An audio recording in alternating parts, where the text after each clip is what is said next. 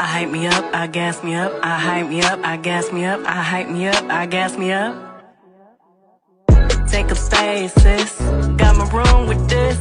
Take up space, sis. I got my room with this. I'm a trip for this.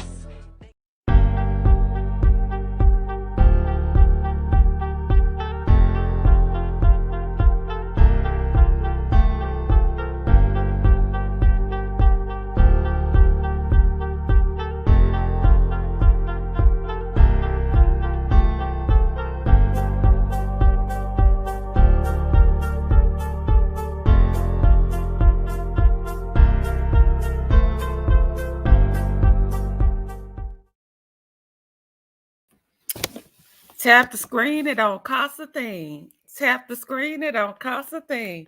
Tap, tap, tap, tap, tap the screen, it don't cost a thing. Happy Friday, Courthouse Rich Risings. Rich Risings, everyone. Uh-oh, look like the oh so innocent one got a new profile picture. Let me check that picture out. Good morning, good morning. Let me start from the top. I love how y'all hit the like button and y'all put y'all numbers in the chats. Once you click the like button, could you please tell me what number you are so that we can make sure that I'm out in the algorithm? Thank you. I appreciate you all. Rich Risings. Let's start from the top. Good morning, sound check Annette, Regina Phillips, Boss Lady is Tay T in the building. Toot Superstar Latrice is in the building. Good morning. We have Regina B, my good sis, is in the building. Let's see, who else do we have? Because I don't, hold on. Regina Phillips, good morning. Oh, my thing keeps messing up. Dear Yvette, Real Talk with Grace and Mercy. Real Talk with Grace and Mercy is a content creator, you guys. Make sure you support by liking, sharing, and subscribing to her channel. Please and thank you. She's a big supporter of the courthouse. Hey, Hill 75. What's up, Valerie? Good morning, Rich Risings. My auntie Natty is in the building. My auntie is in the building. Good morning, Auntie Natty. Good morning. We have Layla's grandma. We got the oh so innocent one. The innocent instigator is in the building. We have my lovely mod, the network specialist. The network specialist is also a content creator, you guys. Make sure you support her channel by liking, sharing, and subscribing to her channel. Shout out to Mama Bees. What's up? Lady HustleNet, AJ. Peace, love, and light. Good morning. My other beautiful mod, Love Key, is in the building. Good morning. Glad to see my mods in the building. We have Yana. What's good, Yana? Thank you at number 16. We got Pisces Life in the building. Good morning. We got my other beautiful mod. You were missed yesterday. Alp Mizzle is in the building. Alp MC, good morning. CDW, good morning. Let's see. Let me get down. Voluptuous Shayla, the also voluptuous one. She's voluptuous like me, you guys. Good morning, voluptuous Shayla. Good morning. Let's see who else. Ro Reacts. What's up, Ro? Ro checking in at number 26. Good morning, Ro. Ro is also a content creator, you guys. Ro Reacts. Please make sure you support her channel by liking, sharing, and subscribing. Please and thank you. The links will be in the chat. Inez Martin, a.k.a. Hillary Banks, a.k.a. Soft Life, is in the building. Good morning, Inez. We got Mo Money Monique. Good morning, Inez, checking in at number 27.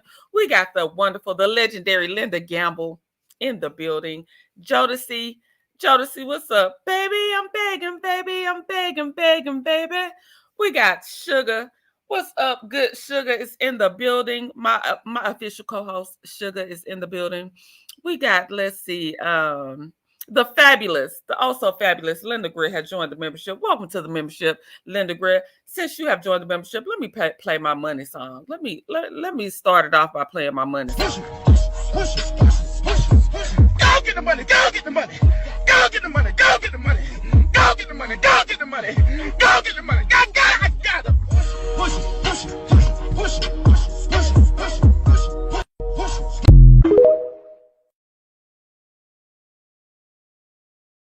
Go get the money. Go get the money. Thank you for joining the membership, Linda. You are appreciated. Good morning. Good morning. Let me get down. Lita, good morning. Reen Bass, what's up, my good sis? Let me make sure I didn't skip nobody because I just done. Let me see. Let me go down. Dr. Nicole.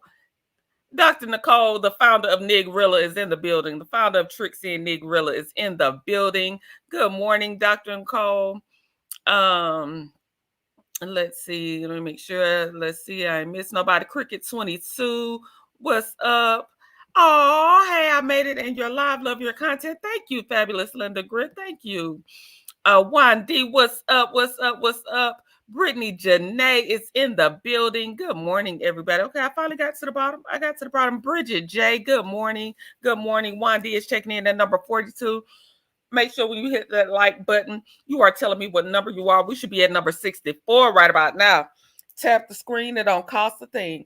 Tap the screen. It don't cost a thing. We got Kathy Hudson in the building. Let me drop the link.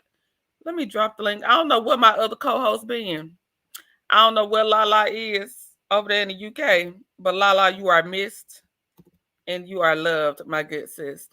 Shout out to Shay P. She is still healing from her surgery. We are still thinking about you. We're still keeping you in our prayers. I checked on her yesterday as well. So shout out to Shay P. Again, you are missed and loved, and just take time to heal, rest, and you're in our thoughts and prayers. Shout out to Mama B checking in. Let's see. Okay, y'all doing pretty good on likes. Hey, Helen, y'all doing pretty good on likes. Y'all can do a little bit better. I need about 20 likes. Shout out to Mo Money Monique, showing a little love. Have an amazing Friday. Mo Money Monique coming through with the super chat. I'm gonna get in trouble for. No, I ain't gonna play that one because I'm gonna get in trouble for that. Go get the money. Go get the money. Go get the money. Go get the money. Go get the money. Go get the money. Go get the money. I got it. Push it.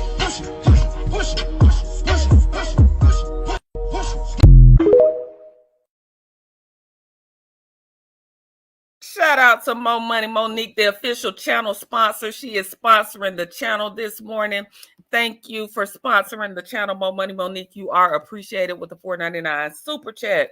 What's up, good sugar? Good morning, Rich Rising. Hey, Courtney. Hey, Courthouse. How you guys doing today?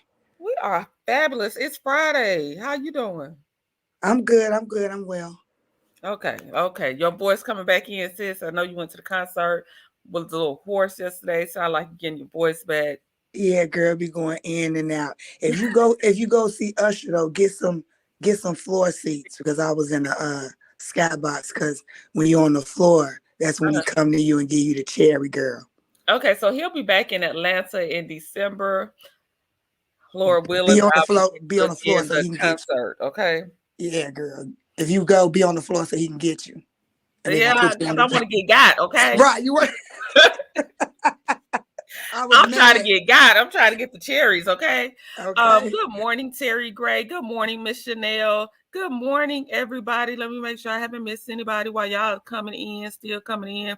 Shout out to my mods. My mods be working hard, making sure they greet everybody, showing everybody love. So shout out to my mods, y'all. I truly appreciate y'all. If I don't tell y'all enough, I love each and every one of my mods. Y'all hold me down, and I appreciate you. So let's get into, y'all know before we get started, y'all know what time it is. It's Friday. I hope everybody's feeling good on today. I'm feeling grateful. It's the first of the month. These bills due. Make sure y'all pay y'all bills, because, I'm about to pay my bills. I'm grateful to pay my bills. I'm grateful to have the funds to pay my bills. I'm just grateful for another day, a new start, a fresh month. So let me play my song, though, because y'all already know what time it is. It's Friday, and we got to usher in the mood. We gotta keep the mood, the vibes high on Friday. Music.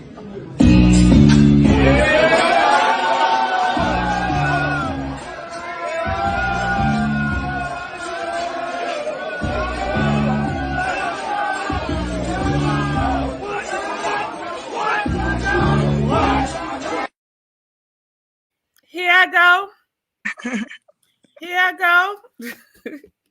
Okay, so now that that's out the way, let me go back. Let me see what my comments are. Let Let me keep. Hold on. Fabulous Linda Greer came in. Not only did she join the membership, but the Fabulous Linda Greer has sent a $2 super sticker, another channel sponsor. Shout out to Mo Money Monique and the Fabulous Linda Greer for the support of the courthouse. You ladies are appreciated, and thank you so much. I appreciate it. El Hombre Negro. Ooh, Lord. Good morning. Good morning.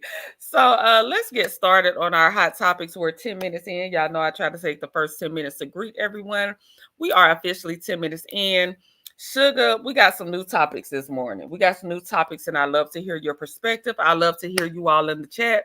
I know that we are LAMH over here, but baby, we gonna get into Love and Marriage Huntsville towards the end. We're gonna get into towards the end, so y'all gonna have to stick around in the courthouse. We're going to start off with the YSL trial, y'all. The YSL, y'all know I used to talk about it more in depth, but a lot of y'all really don't follow the trial. I have been following this trial for 2 years. Some people have stepped in, like, a lot of people stepped in where Brian Steele was sanctioned and he was sentenced to 20 days in jail. But I have actually been following this case for 2 years. The case is not over.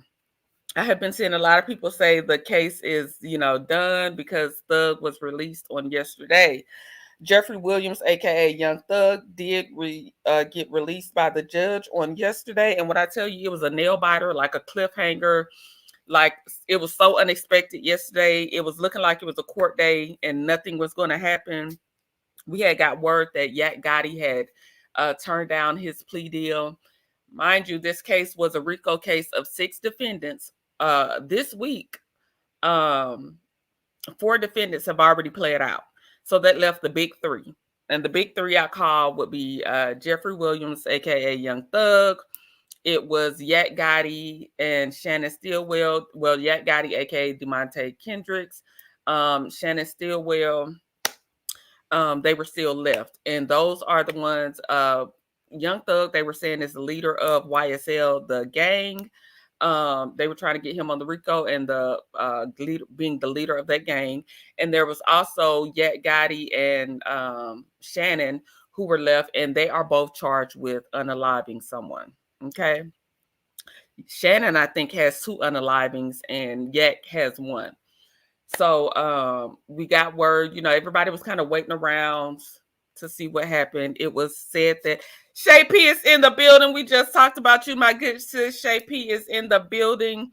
I was telling everybody to send up prayers. I did check on you yesterday. You were doing well. So it's good to see that you are up and in the building. We're sending still sending prayers of recovery. Make sure you get your rest, my good sis. So love application just got denied at McDonald's. So yesterday, so we got word that all the other guys accepted plea deals. And let me tell y'all something, because I was listening to different commentary yesterday, and I always do. Let me tell you what I do since I've been watching this case. I implore people to watch stuff like Law and Crime, watch court TV, things like that, to get abreast on laws, to watch how litigation works. Make sure that you, I know we're on the, I'm on the Kamala Walks train too, but I always encourage people to make sure that they know what's going on locally. Make sure that you are aware of what's going on locally in your, in your surrounding cities, in your state, because that's how legislation also gets passed. And if we're just focused on the president, baby, you'll be lost in the sauce, because there's so much more that we need to be focused on with our own communities, how we are electing judges, how we are electing DAs. These are the people that are making the decisions. So I just want people to be more conscious of how laws come to pass. Like we've talked about this court case with Melody and Martell. Well, I think we have to pay attention to the people that we vote into these positions. You see what I'm saying? More than we just think about the presidential election and that's it. So yesterday, after we got word, it looks like the case was going to be over for the day. Around 4:30, Law and Crime feed comes back up, and all of a sudden it's this thing. It's like, okay, there's a plea. Somebody's making a plea. Who will it be? Will it be Shannon? Will it be Yak? Will it be Thug? So the camera comes back up. The judge comes in the courtroom. She says, okay, so somebody wants to enter a non-negotiated plea.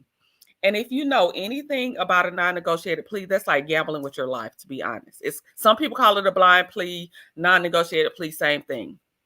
A non-negotiated plea or a blind plea is a plea that you did not, like a negotiated plea is when you go before the DA's office or the prosecutor and you all come to an agreement and say, okay, I agree to these terms, I agree to these terms, and we're going to put it on paper and we're going to present it to the judge for the judge to hopefully sign off on it because we've come to an agreement of how we want to resolve this case. That's a negotiated plea. A non-negotiated plea is when y'all may have tried to come to terms and y'all can't come to no agreement. So because the prosecution or DA and the defense can't come to an agreement, well, we just gonna talk to the judge and let the judge decide if, let the judge decide if she gonna take my plea because this is what I want and we can't come to an agreement. And it's very risky, you guys. A non-negotiated plea is very risky because, just being honest, 9 times out of 10, the judge is going to be, even though they're not supposed to be, and they're going to say they're not, they're usually on the prosecution side because most judges either have been a prosecutor before, you know what I'm saying? So they're usually on the prosecution side. So Thug took a high risk. He took a major risk yesterday by going before the judge with a non-negotiated plea because a judge can say, you know what? I think you're guilty on all of this, and I want to sentence you to the maximum sentence. And he was facing like 40 years. She could have said, I want to sentence you to 40 years to serve 40 years because I feel like you're playing with the court system. Or she could have said, I want to give you 20 years. A judge has the right to sentence you to the maximum. They can give you what you're asking for. They can sentence you to the max. It's just, once you argue. So he gets up there, they pull the cameras up, they say, we hear that you want to do a non-negotiated plea. She asks him, is that what he wants to do? And Thug just sits there. He sits there like he doesn't know what to do, like he's scared, he's nervous. So then the judge asks him, does he need to speak to his lawyers a little bit more? And he's like, yes. So it immediately goes back to recess. So after waiting all day, they come back for 5 minutes and then they go back to recess because Thug is looking nervous, which is rightfully so. It comes back after 5 minutes of recess, and then Thug comes back and they arrive to the podium and they enter their plea. What they are asking the judge for is basically they had a plea negotiation already with the DA's office. Thug and the DA's office already were in negotiations. They came to an agreement. Once they came to an agreement, the prosecution then started to add special conditions to the plea agreement that Young Thug was not willing to accept. And one of the agreements they were trying to get him to, they wanted to drop some of those charges, but they wanted him to testify against the 2 remaining defendants on those unaliving charges, and he was not willing to do that. It was also some other special stipulations that they were trying to put in, like sanctions on his music, things like that. Basically, a lot of the stuff was trying to stop him from being able to make money with his music. So he wasn't agreeing to that. So he went before the judge. The prosecution got up there again and started lying, y'all. Mind you, the judge that is now presiding over this case is not the original judge on the case. The original judge was recused from the case for corruption.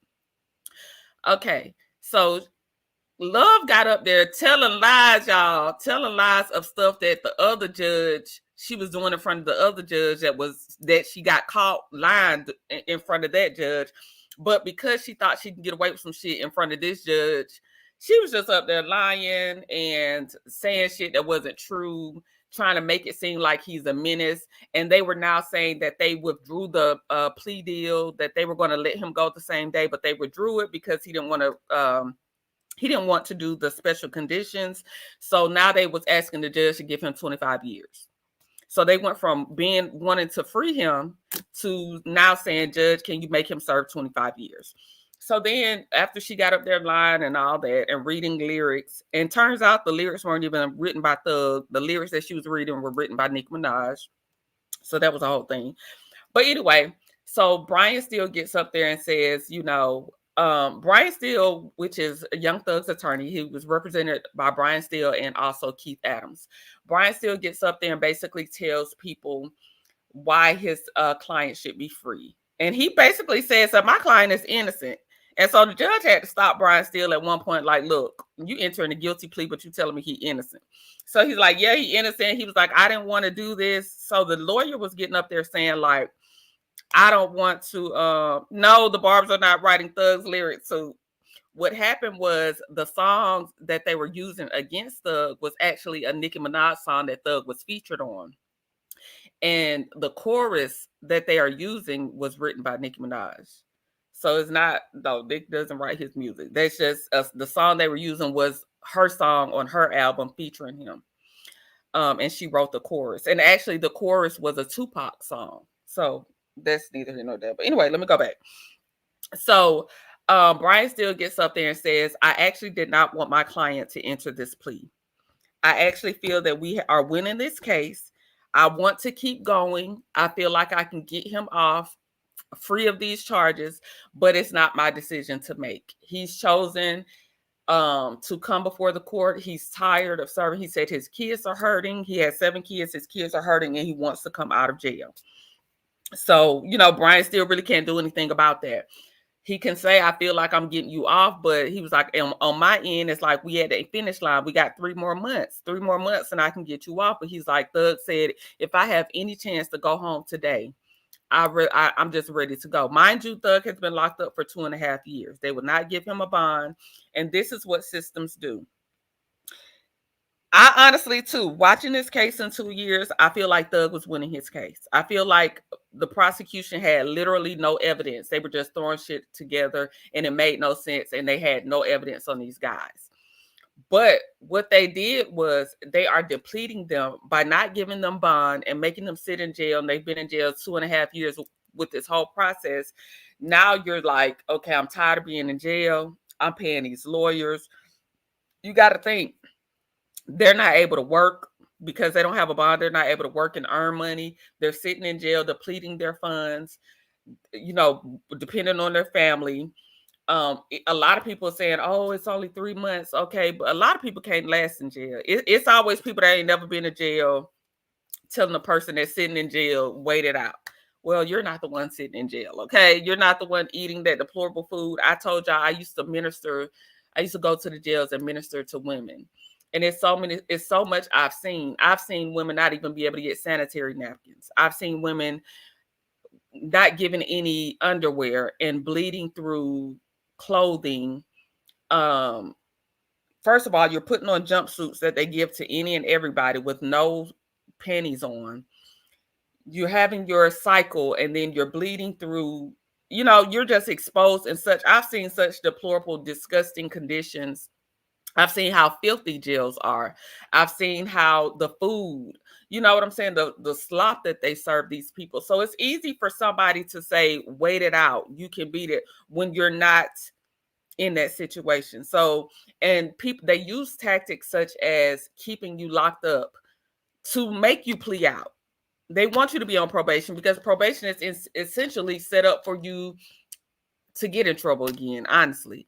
And it's just, I just want people to educate themselves more. This case exposed so much corruption. This case exposed so much. If you have not, find one of these law channels and research this case, you will see so much corruption. You will learn so much about legal terms, legal terminology, the system and how it works. I just implore everybody because I want you all to learn for yourselves. Like I told y'all, when I went through my child custody case, I started digging into local laws because instead of me being angry and uneducated, I wanted to be able to educate myself on the things that were going on locally so that I could turn my frustration into something different. Okay. So I just implore you all to learn. The case is not over. Thug was released. He got 15 years probation with 20 years backloaded, meaning he got sentenced to basically 40 years. They let him out yesterday. He got time served. They, gave him time served. But if he violates his probation anytime during this time, he has to, go before the judge. He could be sentenced to those 20 years automatically. he could be, okay, if she finds that he violated. He was also banned from the metro Atlanta area. But she did let him keep his passport. He will be able to travel for work. He will be able to be in contact with Gunna and his brother Umfung, who are also a part of this case. Nobody else he can contact. He will be able to move. She will allow him to move. So I think that would be a great thing for him to maybe get out of the Atlanta area and move somewhere else and finish out his probation, maybe a fresh start. And yeah, that was a conclusion. It was everybody was on edge. Y'all, the trial went on for like 2 hours for them, prosecution and defense arguing back and forth. Then let me tell you, Love gonna have the audacity. Love is the prosecutor in this. Love had the audacity to ask the judge, could she put a sanction on Young Thug where he could not ask for his property back that was seized. That man has every right to go before civil court and ask for his property back. Now, whether a judge grants it back to him or not, that's up to the legal system. But how you gonna tell her not to let him get his stuff back? Like, the audacity of this bitch, okay? So the case is not over. There are still 2 defendants still fighting for their freedom. You have Yak Gotti, aka DeMonte Kendricks, and you have Shannon Stillwell. Both are charged with unaliving someone. Both are still fighting for their freedom. So the case is actually not over. So anybody that says the case is over, 4 defendants play it out on this RICO. Actually, Thug pled no low to RICO, and he pled no low to being the leader of the gang. So he did not admit guilt or innocence. It's just, that's what a no low is. You're not saying you're guilty. You're not necessarily saying you're innocent. It's no low. Okay. So that's basically what happened with that case. It was really, really interesting yesterday. Like I said, if y'all can catch some recaps and get yourself caught up on that, I suggest doing so. Do you have any commentary on that, Good Sugar? Yes, I totally agree that everybody should look into this case. This was a televised abuse of our legal system, and in every way. And I do agree that, when you locked up, you just want to go home. But why is it innocent until proven guilty when all we see is guilty until proven innocent? Absolutely. So I think this trial had a lot of people attention. And if you did not, like, you can go to like a lot of lawyers created YouTubes that were, discussing the case, and that way they can give you but Courtney, you did a wonderful job in explaining that, girl. Oh, well, thank you. I just want to say that I was going down okay, if she don't hit that, I'm gonna hit that. I'm like, oh, then you came back and hit that. I'm like, okay, go on, Courtney. Exactly. Yeah, it was the way. So the thing is with the RICO, what I wanted to talk about was that the prosecution had actually, in their plea, told Thug that they were going to drop the RICO. Right. So, and then his lawyer, what is it? Is it Steele? Brian Steele. Okay, so Brian Steele said when they went for that, debriefing, when they talked about it, he said Young Thug was like, well, what if I plead guilty? And Brian was like, what do you mean? What if you plead guilty? No, we going, and Thug was like, just listen, what if I play? He was like, they already have in the other, plea that they sent to me, they was going to drop all that. So let's just go on these charges. I thought that was a genius.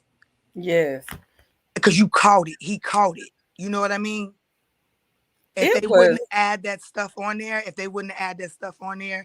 cause them to debrief, for them to break down what was going on, if the prosecution didn't add those conditions on there, and then when they did that, he caught it. So I said, yep, he caught it. Yep, he caught it. So I thought that was brilliant. And then the fact that he even included, to be able to still have contractual contract with Gunna and his brother, which that's important. So he is able to go back to Atlanta if, for birthdays, graduations, or if someone gets sick, that's good. Yeah. But the only thing is, he had to fly right. He had to be clean. he had to change his whole. That's why I would just get out of Atlanta. I wouldn't even try to stay on the outskirts. I know he has children. He has 7, but 15 years over your head and probation is so easy to violate. That's why I was talking about when Moses, get the hell off. Because with Chief Keef, they banned him from Chicago. Sometimes it's not a bad thing to be banned. It's not. But do you see he's still thriving? It's not. They told him to get out of here. And he's still, he's still able to live and make money somewhere else. Exactly. So I agree. It was really good, y'all. It was like a cliffhanger, like something out of a movie yesterday. Like I promise y'all, it was like out of a movie yesterday. But the whole trial has been like that. And when I tell you, Fonnie Willis, she has a totally corrupt office. When I tell you, the sheriff office is even looking to. This is how deep I like research it. I tell y'all all the time, I'm really over in that sector way more than I'm over in this one. The sheriff office is actually trying to sue, about to sue the county if they can't come to an agreement for funding. But you've put all this money into this. You paid your boyfriend $600,000 to get on the Trump case. You have been using this Young Thug case for notoriety to like make a name for yourself. But in essence, you've exposed all the corruption in your county with your people, how corrupt you are.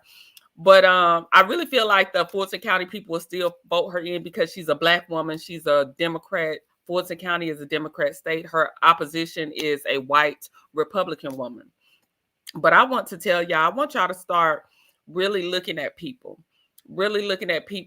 Because I was in this sector. I was watching all types of lawyers. I was watching Republican people. I was watching the conservatives. I was watching the Dems. I was watching everybody for their commentary to just for learning purposes.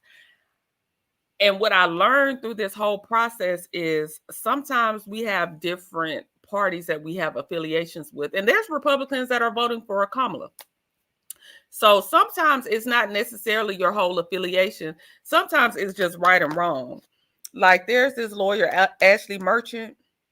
When I tell you Ashley Merchant was on Fonnie's neck, and she had my full support because everything she said was like absolutely correct.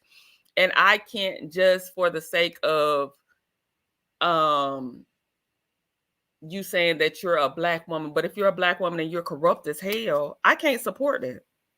I can't support you feeling like you King Kong around this bitch and you can lock people up and you can spread falsehoods to because you want to put a name out there for yourself.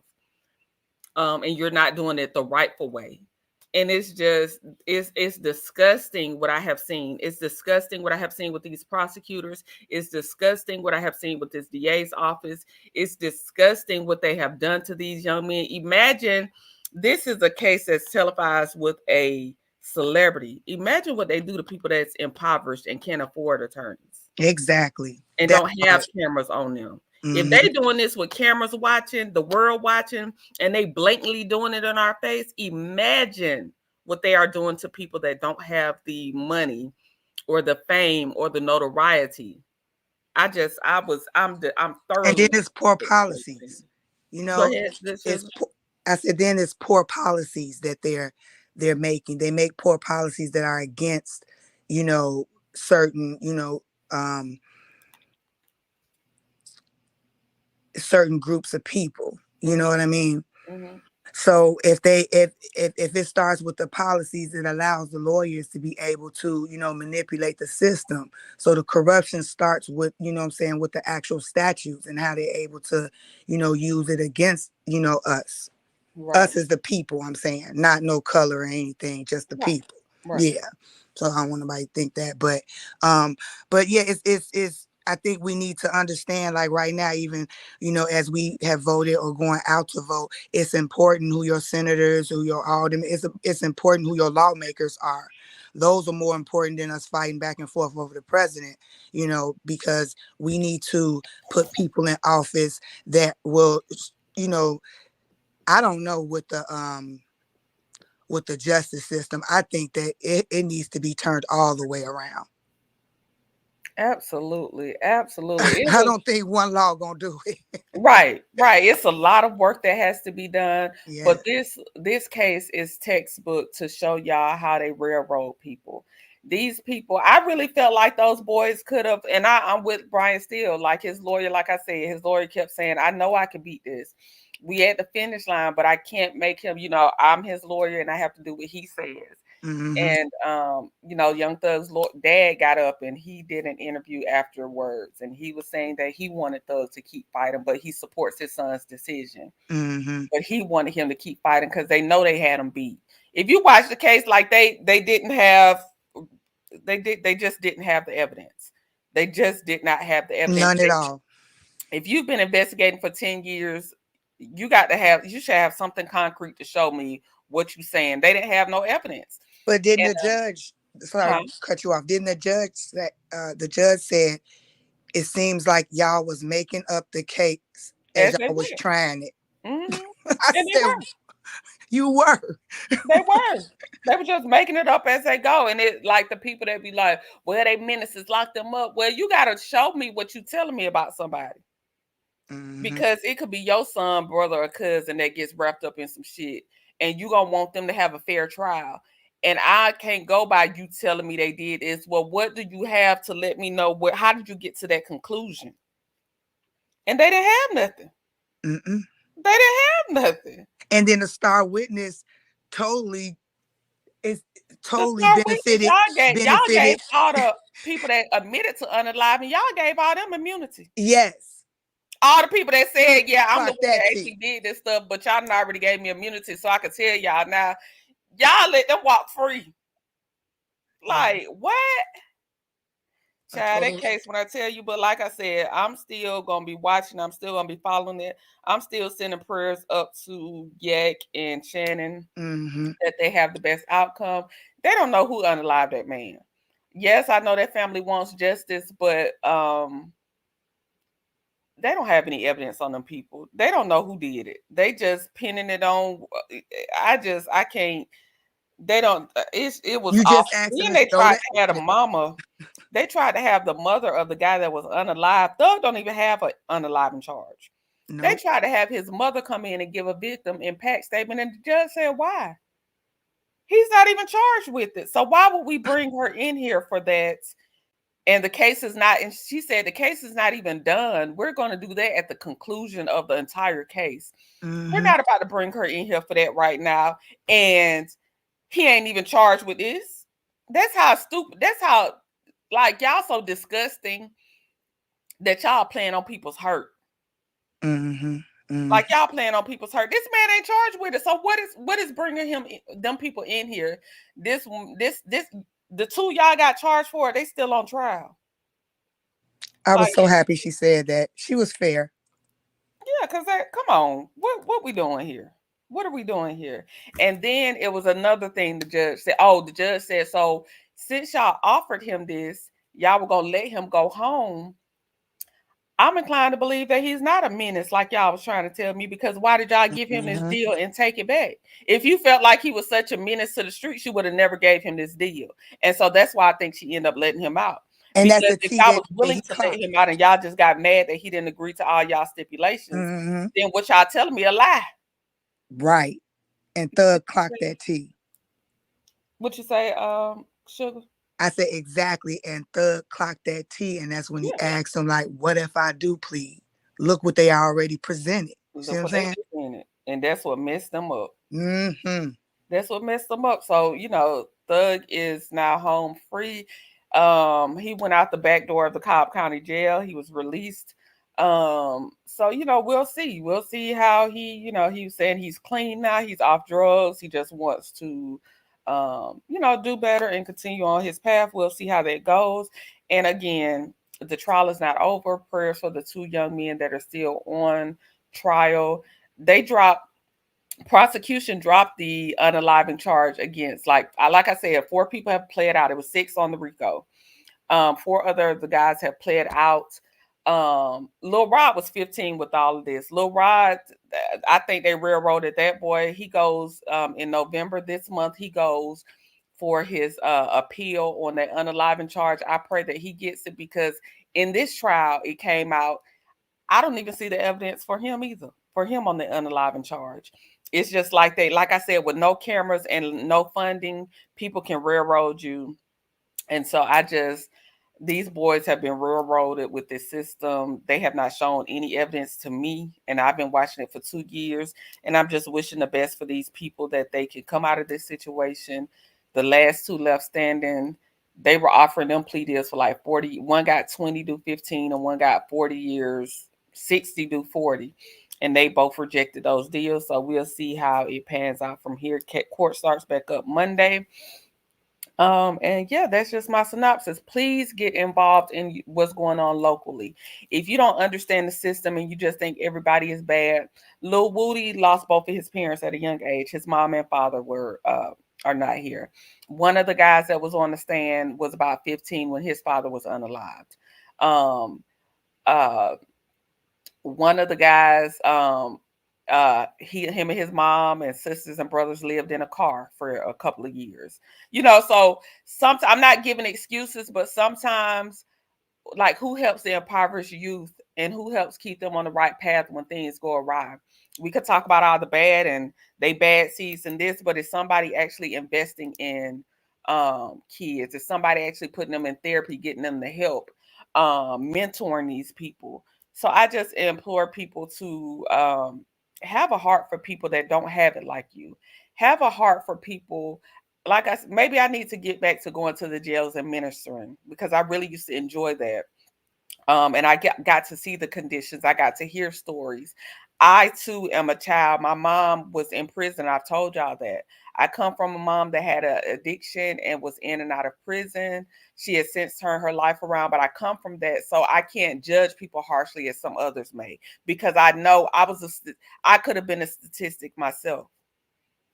I could have been a statistic myself. I could have gone down the wrong path because I didn't have my mama in the home. I didn't have my mom to answer questions for me. I was angry. I could have went down the same path. So I don't judge as harshly as others. And so I just want people to have a heart.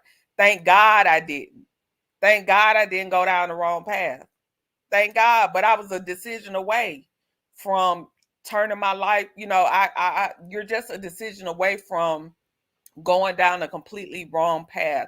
And so I implore people to look at young people, because sometimes we don't know what they internally going through just because they showing up at school, just because people look fine. There's somebody every day. I implore people to have a heart for others. Stop just writing people off. Yeah, Stop writing people off, because I constantly, always, if I can give back to somebody, if I can show love to somebody, if I can let y'all know that, yes, sometimes people make bad decisions, that doesn't necessarily mean they're a bad person. Stop always writing everybody off, because I was one decision away from, I had a mom in jail. Statistically, I could have went down the same path. So I just want people to, pay attention to those things. Keontae, shout out to Keontae. Woo, woo. Keontae, I see you. You and Lonnie, I have seen y'all in chats several times. So I know y'all follow this trial with me. I see y'all. Keontae, I was so emotional yesterday. I talked to my cousin because me and her followed the case so long. And I was like, girl, I'm crying like Jeffrey, my son, because it's just what we've watched. If you watched it the 2 years, what we've watched has been disgusting. It has just been disgusting what I've seen. And I wouldn't wish that on nobody. So, yeah, that's my little spiel on the trial. I hope that you all get more involved. If there are youth programs near you, get more involved. If you can minister at your jails, get more involved. I told y'all, like I said, I've seen women bleed through clothes. I've seen guards not give women sanitary napkins just because they don't have to, just because they like to see people, some people get jobs and bully people. And it's just it's disgusting. So I just want y'all to know, be a help. Like Trump. What did they talk about? Now my thing, not my what this mean? What this mean, Shook? that's what I'm trying, like Trump, huh? I don't know. Huh? I don't know. Could I just add to what you said though? Absolutely. And so people like that are in impoverished, neighborhoods, we have to understand that's where the industry go. That's where they go to make these stars and these rap stars and to put them, in this industry. And if they still have that mentality or, and living that lifestyle, what are we expecting them to do? And then they get caught up, in all of these, trials. And it's because of the prison, industrial complex. It is sad. That's why, I agree with you, Courtney, because we're not looking at the whole pie, like what got them there. What was they doing in the first place? The reason why I'm saying this, because it's no different in my day when I was a teenager, when it was the war on drugs and they was locking up all our men. And it was just a lot going on. And it was a lot of people that were being falsely, falsely imprisoned. And it was a lot of that. So it is no different. So that's why I encourage people, because we're looking at it from a rap star on a highly televised level. So we need to understand that, we have to pay somebody just to explain their language. We don't talk their language. Exactly. That's scary right there, because you already putting a barrier, because if I can't pay, then who do I get to explain this to me? And so then that's when the police system came in. You know how many people, is a lot of men that got locked up in my day. Absolutely. So, yeah. Absolutely. So again, I just encourage everybody to start watching law things. Because like I said, I was watching commentary yesterday, and this guy, I like to watch Lead Attorney. Lead Attorney he talks stuff like me, but he educates as well, and he has people on there to educate. And I was watching this guy yesterday. I was watching Nick at Night, and she had this guy up there. She had two little street attorneys that's been covering this case. And he gonna get up there telling some, y'all thought Thug and them was winning. Y'all thought they was winning. I told y'all they weren't winning, because who plea out if you winning? And y'all be listening to that bald head nigga. Like he was talking about Lead Attorney. First of all, Lead Attorney has took the bar. No one knows any intel but the lawyers and the people that are involved in this know exactly what's going on. Everybody is giving commentary. But you want me to listen to your uneducated ass. You just as uneducated as me. I can give commentary versus a lawyer who has taken the bar, who has legal experts. So, number one, y'all just have to be careful who y'all listen to. Second, just because a person pleads out, like I said, tactics are put into place to get young Black men to take these ridiculous ass pleas half the time. Like I said, they'll deplete all your funds, and it kept him locked up almost 3 years. Lawyers ain't showing up to court for free, y'all. Nope. He's not working. He's locked up. So they still have to pay these lawyers. They won't give you a bond. A lot of people can't last in jail 30 days, and they be telling you to stay locked up. I done seen the conditions of jail. Don't nobody want to stay in jail if they ain't got to. Right. Most people will take a plea just to get the fuck home. So stop telling people, they were actually winning their case. They actually were winning from my expert. If the way I was looking at it, they actually were winning. Now, can I tell you what the jury was going to say? Hell no, because I'm not the jury and I don't know them people. But from what I was watching, they were absolutely winning. But the tactics that government uses, they've been doing these tactics for years to get people to take plea deals. But that doesn't necessarily mean that they was losing. They wore them out. They got tired. They were ready to go. Those lawyers cost money. These people are locked up. Y'all depending on people to pay these lawyers. They are dependent on their family to come up with this money for these lawyers. That's stressful. You see what I'm saying? Like, plus it takes money to survive in jail. All the phone calls cost. If you don't eat that food, you have to buy food at the store. A bag of chips, damn near $5. Like, people don't even be knowing, just be talking. So that's all. It was a lot. I'm glad that I got to watch this case. I'm glad that it was televised so the world could see the corruption. And I hope, again, I encourage you all to I know that's right, innocent instigator. I just encourage you all to get involved locally, to learn laws for yourself, to watch things so we can know the corruption that's going on and not just stand there silently. Not just stand there silently and watch stuff happen. Write your local legislators and tell them this is stuff that you won't stand for. And so that's all that I want to see. Yeah, Brian's still gonna get a big blessing, okay?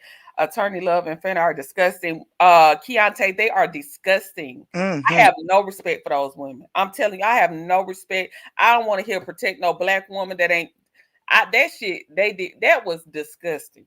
That what I've watched them do is disgusting. And I wouldn't wish that on nobody. Okay. Me neither. So the next topic, you guys, we're gonna transition to topics. We're gonna do Love and Marriage Huntsville last. We're gonna do Love and Marriage Huntsville last. But next topic I want to talk about. So last night I sat up and I watched I went on Prime Video and I watched Megan Thee Stallion's documentary. Now yesterday it came out, and I'll show y'all the clip if y'all prefer. Yesterday it came out that Megan, they played the clip all over social media. Instead of the whole documentary, I don't know, they chose that one clip where she admitted to lying to Gayle King in the interview about sleeping with Tory Lanez prior to her, I don't know if I can say the S word, prior to her, the bullet fragments being found on her foot, if y'all can follow what I'm trying to say. This is my whole thought. So I wanted to watch it. Like I said, when I watch stuff, I kind of watch it with a clear mind because I want to see what's being said so I can formulate my opinion. I never understood. Now, day one, I have never understood why people were acting as if Megan didn't know who. Can I say shot? I don't know if I can say that on here. But Megan didn't know who pointed the pop-out her. I just never understood that part. I would think that any conscious person that didn't pass away, especially when it's not like a organ, nothing, it was a pop out in the foot. I would think they would know who did it. I don't see why everybody was like, he didn't do it, she lied. I'm sure she saw who did it. I mean, her eyes ain't nothing messed up with her brain, her eyes, her limbs. It was her foot. I'm pretty sure she knew who did it now. Now, how the events that led up to that were a blur because everybody had different versions. She did it. I watched the documentary. She explained why. She's explained this before. She said she lied because after he pow her, she said they got in the car. She said she was talking big boy stuff to him. She said she was talking big boy stuff to him, hurt his ego when they got to arguing in the car. She got out one time. He told her to get back in the car. She got back in the car. They continued arguing. She said he was getting more and more upset. So she got out the car again. She said this time when she got out the car, he pointed the pow and said, dance B, and shot. She said she thinks that he was shocked that, like, I think some people said like the bullets ricocheted off something and hit her in her feet. I think she was saying that he seemed shocked that it, after he did it, like he was panicking. He was like, please, I pay you $1 million. Please don't say nothing. Please, please, please. I'm sorry. Don't say nothing. And then she was saying that this was on the heels of George Floyd. Tensions were high with Black people at that time in the police. And she just was scared that everybody was going to die that night. So she didn't say what happened. She didn't even say it when she got to the, the hospital. Once she got to the hospital, she talks about how the doctor came back and said he found the fragments in her feet, and then it went to the police. She was saying that, and then they played this phone call. The phone call has been on social media as well. They played this phone call where Tory calls, at the time, Meg's best friend, Kelsey. And the phone call, Tory is saying, I'm sorry about what I did. I feel so bad. I wish I could take it back. I didn't mean to. And, what is he talking about, y'all? But that could be towards him sleeping with Kelsey. No. Did you hear the call? Let me see if I can pull it up. Yeah, but if he's saying I'm sorry, okay, play and it. I'm sorry for what happened. He said, let me see if I can pull it up on the TV so y'all can hear it. He said it like, I'm sorry what happened last night, like whatever the ordeal was happening. It's not like I'm sorry about sleeping with her. I mean, I didn't mean to say that. I'm trying to remember the recording. I don't want to put words in his mouth. Yeah, I was trying to say the Kardashian girl, because remember. But no, she didn't admit, but she played the part. Kelsey was dating Tory, and Megan did sleep with him twice. Megan said that when her mom died in 2019, she was saying that her mom was a big influence on her career. And I'm not making excuses for her, but she said that she likes to sleep with guys. She basically was saying in the documentary that she's sexually kind of free. And people like to slut shame her, but she's sexually free. Now that's her business. She wants to be a whore. That's really neither here nor there with being pop out, in my opinion. But that what I'm saying is let's go deeper where I was coming from. But that's part of a whole story of what's going on. Because what I'm trying to say is it can be what you said, but it can be what I said too. That conversation can be applied if you look at what was all going on. And then you know what I'm saying, then you hear different stories. My thing is this. My stance on it is, why didn't we hear from the fourth person in the car? Period. And that's why I stand on that. They were looking for him. He was missing. That's in the documentary too. They looked for the driver. He was missing. He wouldn't. Kelsey was pissed off at her for sleeping with her boyfriend, so she refused to give a statement. And Megan was saying, regardless of if you're mad that I slept with him, she gets that part, but you're going to just let him pow me and the whole world talking about me and you won't say nothing and we were best friends. I feel her on that. You could be mad that I slept with him. I get that, but you just gonna leave me out here to be a liar when you saw what he did to me and you feel like me sleeping with him and hurting your feelings justifying him pow me. So you want so what happened? So when they said that's how the argument popped off, because he said he was what does them sleeping together have to do with him pow her? What I'm not saying it has anything, it has something to do with how the argument went, because it could have just easily been Kelsey with the bottle tussling or something. It could have easily been her. That's what I'm saying. I'm not saying she know who did it. That's what I'm clear. Saying. If somebody pop out you and your feet, you're right, and nobody sees it but the people that's there, and I tell you, I come and say, I know who did it. Why are you questioning me on who else could have done it? Because I'm telling you, I know who did it. What I'm saying is the way it came out in the beginning, because at first she lied. You got to put everything in context. Saying why she lied though. Again, no, I know I ain't really taking up for Megan because I wasn't there. I'm just saying based on what I watched in the documentary. I do believe she got shot. What I'm saying is on the context and on the information. I'm talking about everybody, what everybody's saying to make your type of informed decision. I believe the incident happened. I never believed him. For one, Tory has a history of violence. I don't know why that's never brought up. That he has domestic violence charges. He's violent. Two, the friend, if all of this, all Kelsey got to do is make her statement, whether she supports Tory or whether she supports Megan. All she got to do is say what she saw. I think so many people look at the fact that Megan, listen, I will lie on my body count if I don't want you in my business. I might tell a lie. I think sometimes we get so deep into social media, we forget that we humans. I tell a lie if I don't want you, and this not towards you, Sugar. I'm just talking in general. No, I understand. This is, if I don't want you in my business, I might say I didn't do something that I know damn well I did, because I feel like, what does one have to do with the other? Two, if I'm telling you I know who pulled out the gun and powed me, now yes, if she's walking away, but she's the one that's there, how y'all gonna tell? How is the world telling this girl that somebody else did it? Because Tory planted these stories. She even goes into detail about how she tried to cover for him at first, how she just wanted the shit to go away, and he started, because the word started getting out, he just starts going on social media talking about he didn't do nothing to her. He never would. And that started to piss her off because she knows she was shot. It's just, hold on, man, lied to protect his villain abuser. By ET motherfucker started trolling Meg on social media. Pam started trolling her. That's what she was saying. He started trolling her. Not only did you shoot her, but you gonna go on social media and troll her after she done kept her mouth shut. And y'all just want women to shut up. And people basically mad at her because y'all feel like she a hoe, so she deserve it. No, her being a hoe and her being Papa is two totally different things. She said she saying in the thing she was hoeing. She said it. What the hoeing got to do with being pop out? That's the part that I'm not getting from people.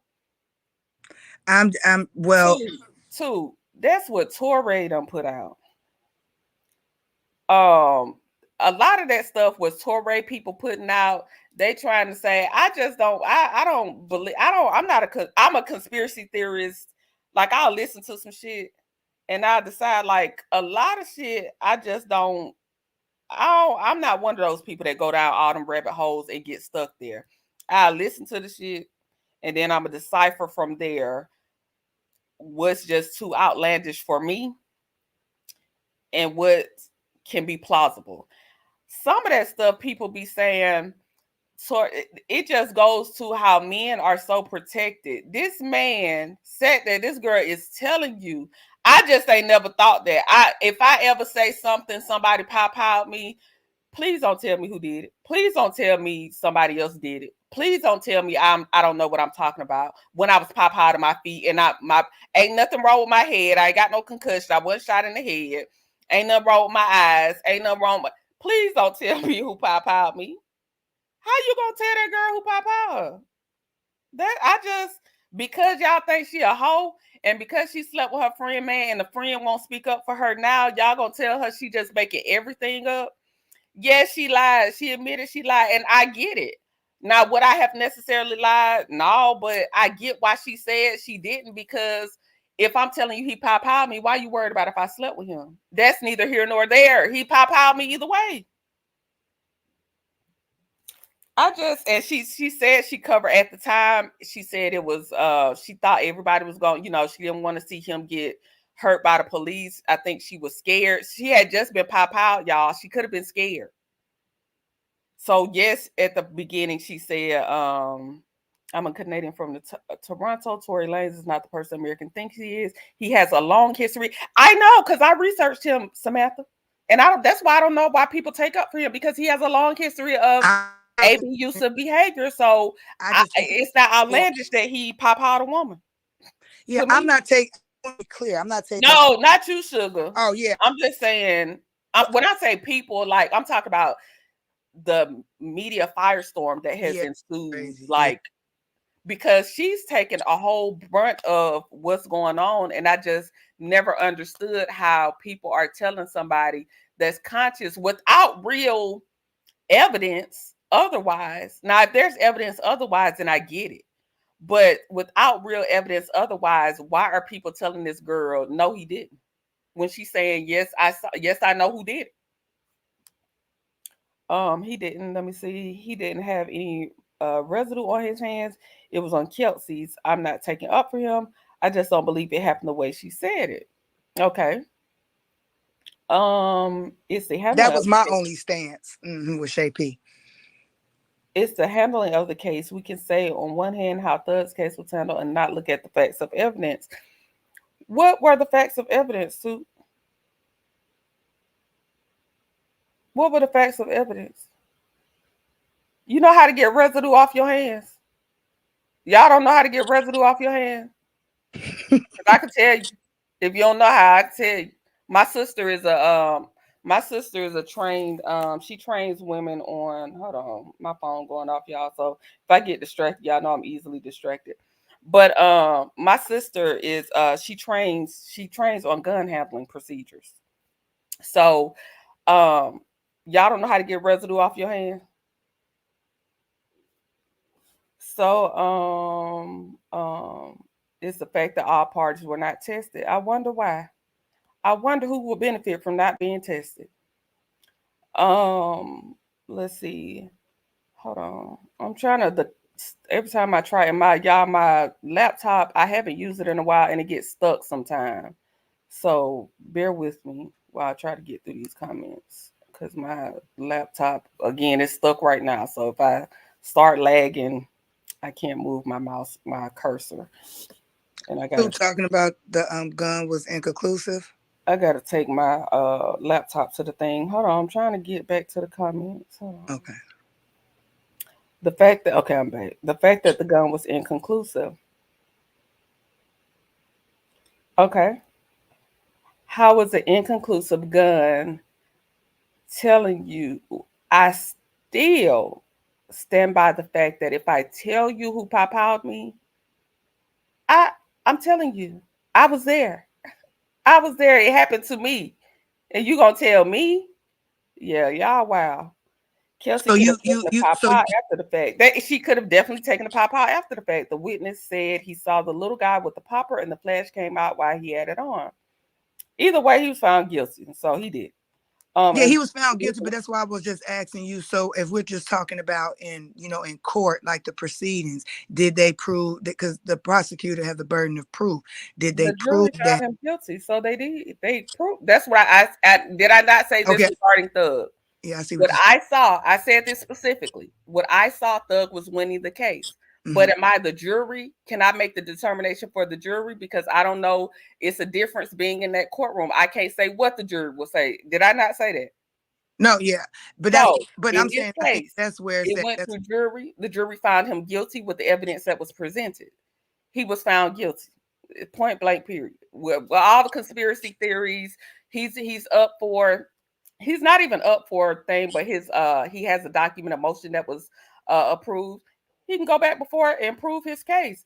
From what I saw, what I was looking at the case during the time, I think he's guilty. The jury found him guilty. Now, if he can find some more evidence that supports what he's saying, and he takes it before a trial again, and he gets appointed to a trial, more power to him. yeah, that's why But I'm at. where I am right now, he guilty in my eyes. Yeah, he guilty, but that's what I said. I said that if he come up with some evidence that can prove him, Yeah, come up with the evidence. then present it.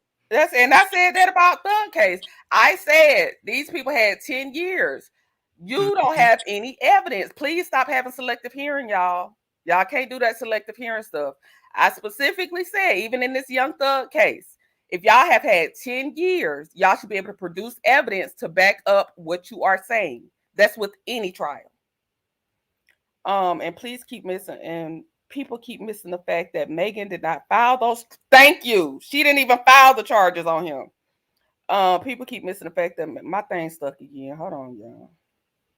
I might not be able to get through these comments. My computer is towed up.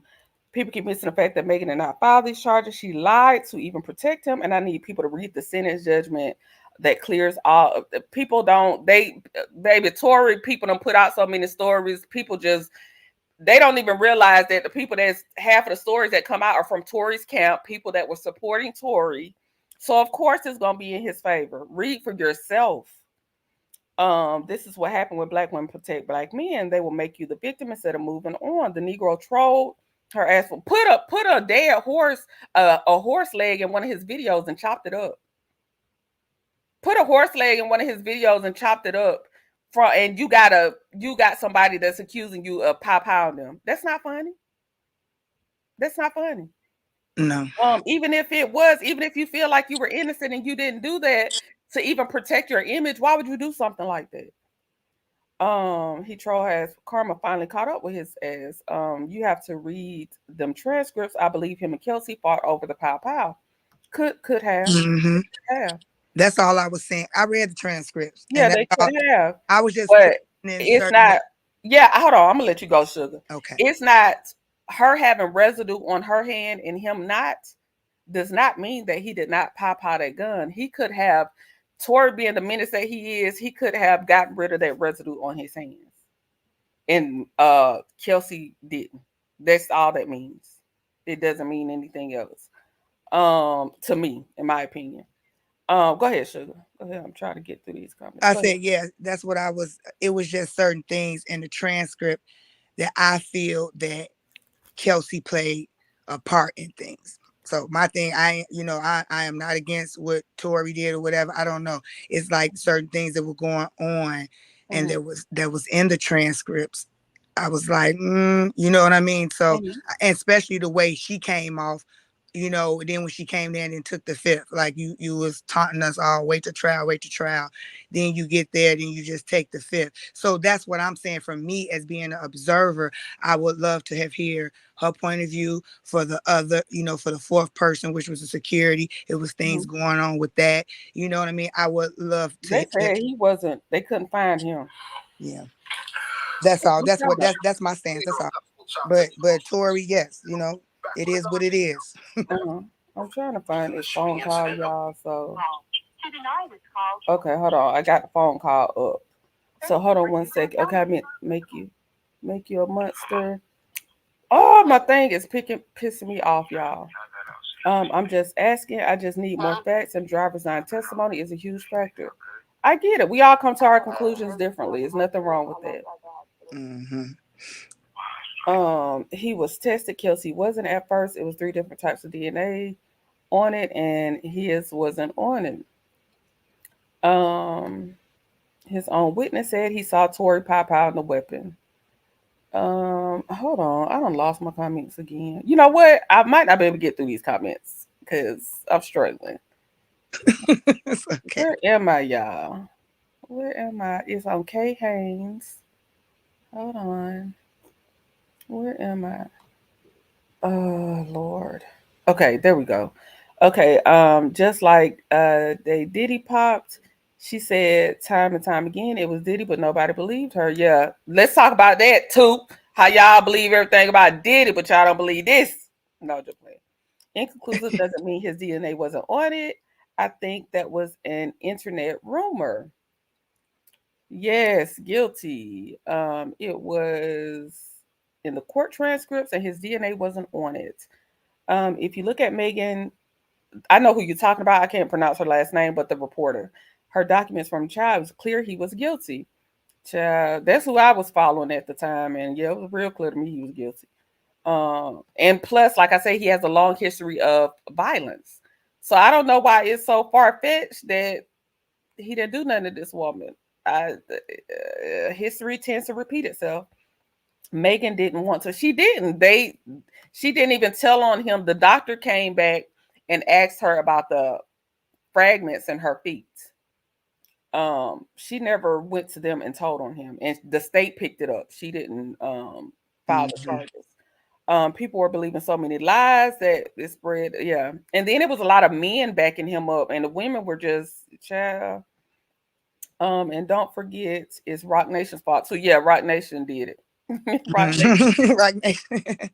Shay P, enjoy your day. Get some rest, sis. And FYI, yes, I'm lying on a body I don't claim. Right. Some people I don't already erase from my damn history. Shoot. If you explain inconclusive doesn't mean okay, so let me just get to the bottom, y'all, because I don't want my thing to freeze up again. I tried to read everybody's comments, but let me let y'all hear this call. This is the call that Tory made to Kelsey, which was at the time what's her name? Megan's best friend. Hold on. I keep playing the call. Hold on. Let me back it up a little bit and turn my volume up. Okay, let me know. Put a 1 in the chat if you can hear the call, you guys.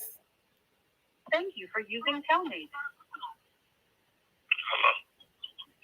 Hey. Y'all got out since anything. Huh? Y'all got out. Anything y'all good? Maybe still in the hospital. I'm outside the hospital. What hospital y'all at? About what? You said what? You're listening to Street Talk. I said Megan's in the hospital still. I'm outside the hospital waiting. What hospital are you at? I don't know. Let me see. Cedar, something like that. Cedar. Yo, bro. I know she probably never gonna talk to me ever again, but, bro, I just want you to know, bro. Like, I was just so fucking drunk, nigga. I didn't even know what the fuck was going on, bro. That ass. I didn't even know what the fuck was going on, bro. Like, that ass, nigga. I never do some shit like that, bro. Just the nigga I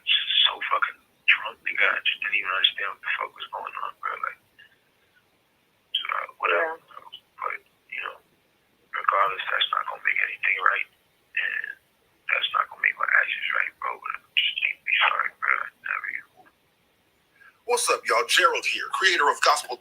Okay, so that's basically what he's saying. He's saying, I know she'll probably never talk to me again, but I really hate what I did or something. I was just so effing drunk. I was just out my mind drunk. I'm sorry for what I did. What did he do? Sleep with her? No, he did it. He did it. They know they don't record the call, so he ain't gonna say like I pop out her. But what are you apologizing for and saying? I know she'll probably never speak to me again. I know I was just drunk. I would have never did that. I'm sorry about that. What? What are you sorry about? Could I say something? Go ahead. So what if it could be, well, this could be a story, but they said that Megan went back to the Kardashian house and she saw her and Tory into a little woo woo. So words were said and Kardashian kicked all of them out of her house. Then when they got in there, the argument ensued where at that point he said, I guess Meg, I don't know if she was wondering why Meg was so mad, and then he told her that he slept with Meg. So that's what I'm saying. Like, I just think that it's just more with Kelsey. I just think that it's more with her. That's what my point of view. Now, if I listened to that story wrong and that did not transpire, I understand that. But it was just a lot of things. I just didn't. It was and then what I'm saying is, so if you take that part and then you put it with somebody else saying they saw Kels, struggling over, that's what I'm saying. If the burden of proof was just only directed towards him, if he was if he's the one that did it. But I don't know. I just wanted to know if they were struggling, like, and by that being the story before then, prior to them getting back in the truck. That's why I was left at. So that's why I clocked it. I was just like, but yeah. Like I said, we all come to our different conclusions. It's really no right or wrong answers. It's just, everybody has an ear for what they need for their burden of proof, and ain't nothing wrong with it. You know what I mean? Ain't nothing wrong with that. I am tending to believe Megan. Those that need more, those that have listened to both sides and need more to the story, I ain't mad at y'all neither. I'm just gonna stand my ground on what I believe, but that don't. I listen. Right, great dialogue. But that's the thing, though. I love everybody position on it. Yeah. You just seen a lot of different positions, and then you did see a lot of misinformation. But I was paying attention to a lot of stuff that wasn't said or wasn't brought up. So. But yeah, but like I said, if he feel he was wrongfully, convicted, now it's on him to prove that they was wrong, and that's just how our system works. But I don't think that all that hate should have came at Megan or any woman for that matter. I didn't understand that. That's right. The story, I've heard that story too, by the way, Sugar. So I've heard that too. Kelsey admitted she snapped and started fighting because Mel always effed behind her. Again, that story could be very well true. I've heard it. It could be very well true. Again, effing behind somebody still ain't telling me why she was pop out. I don't care if she effed 100 men in one night. If one of them pulled out a pop and said dance bitch, it's still, what does the one have to do with the other? One is talking about hotels and one is talking about a pop. Her friend being mad that she pop out and fighting her does not mean a guy didn't take out a small guy. When Meg, y'all know Meg a little meaty now, and then she pops her shit. Meg pops her shit and raps. So I can only imagine when she arguing, she pops her shit, getting mad and pop out on her. The girls probably did fight, but that still don't mean he didn't pop out her. But again, we all have different things that we come to our conclusions on. We gonna all believe what we want to believe, and that's okay too. It's like it's really no right or wrong. I can't tell y'all wrong for coming to y'all conclusions, because that would be wrong of me, because I came to my conclusion my way.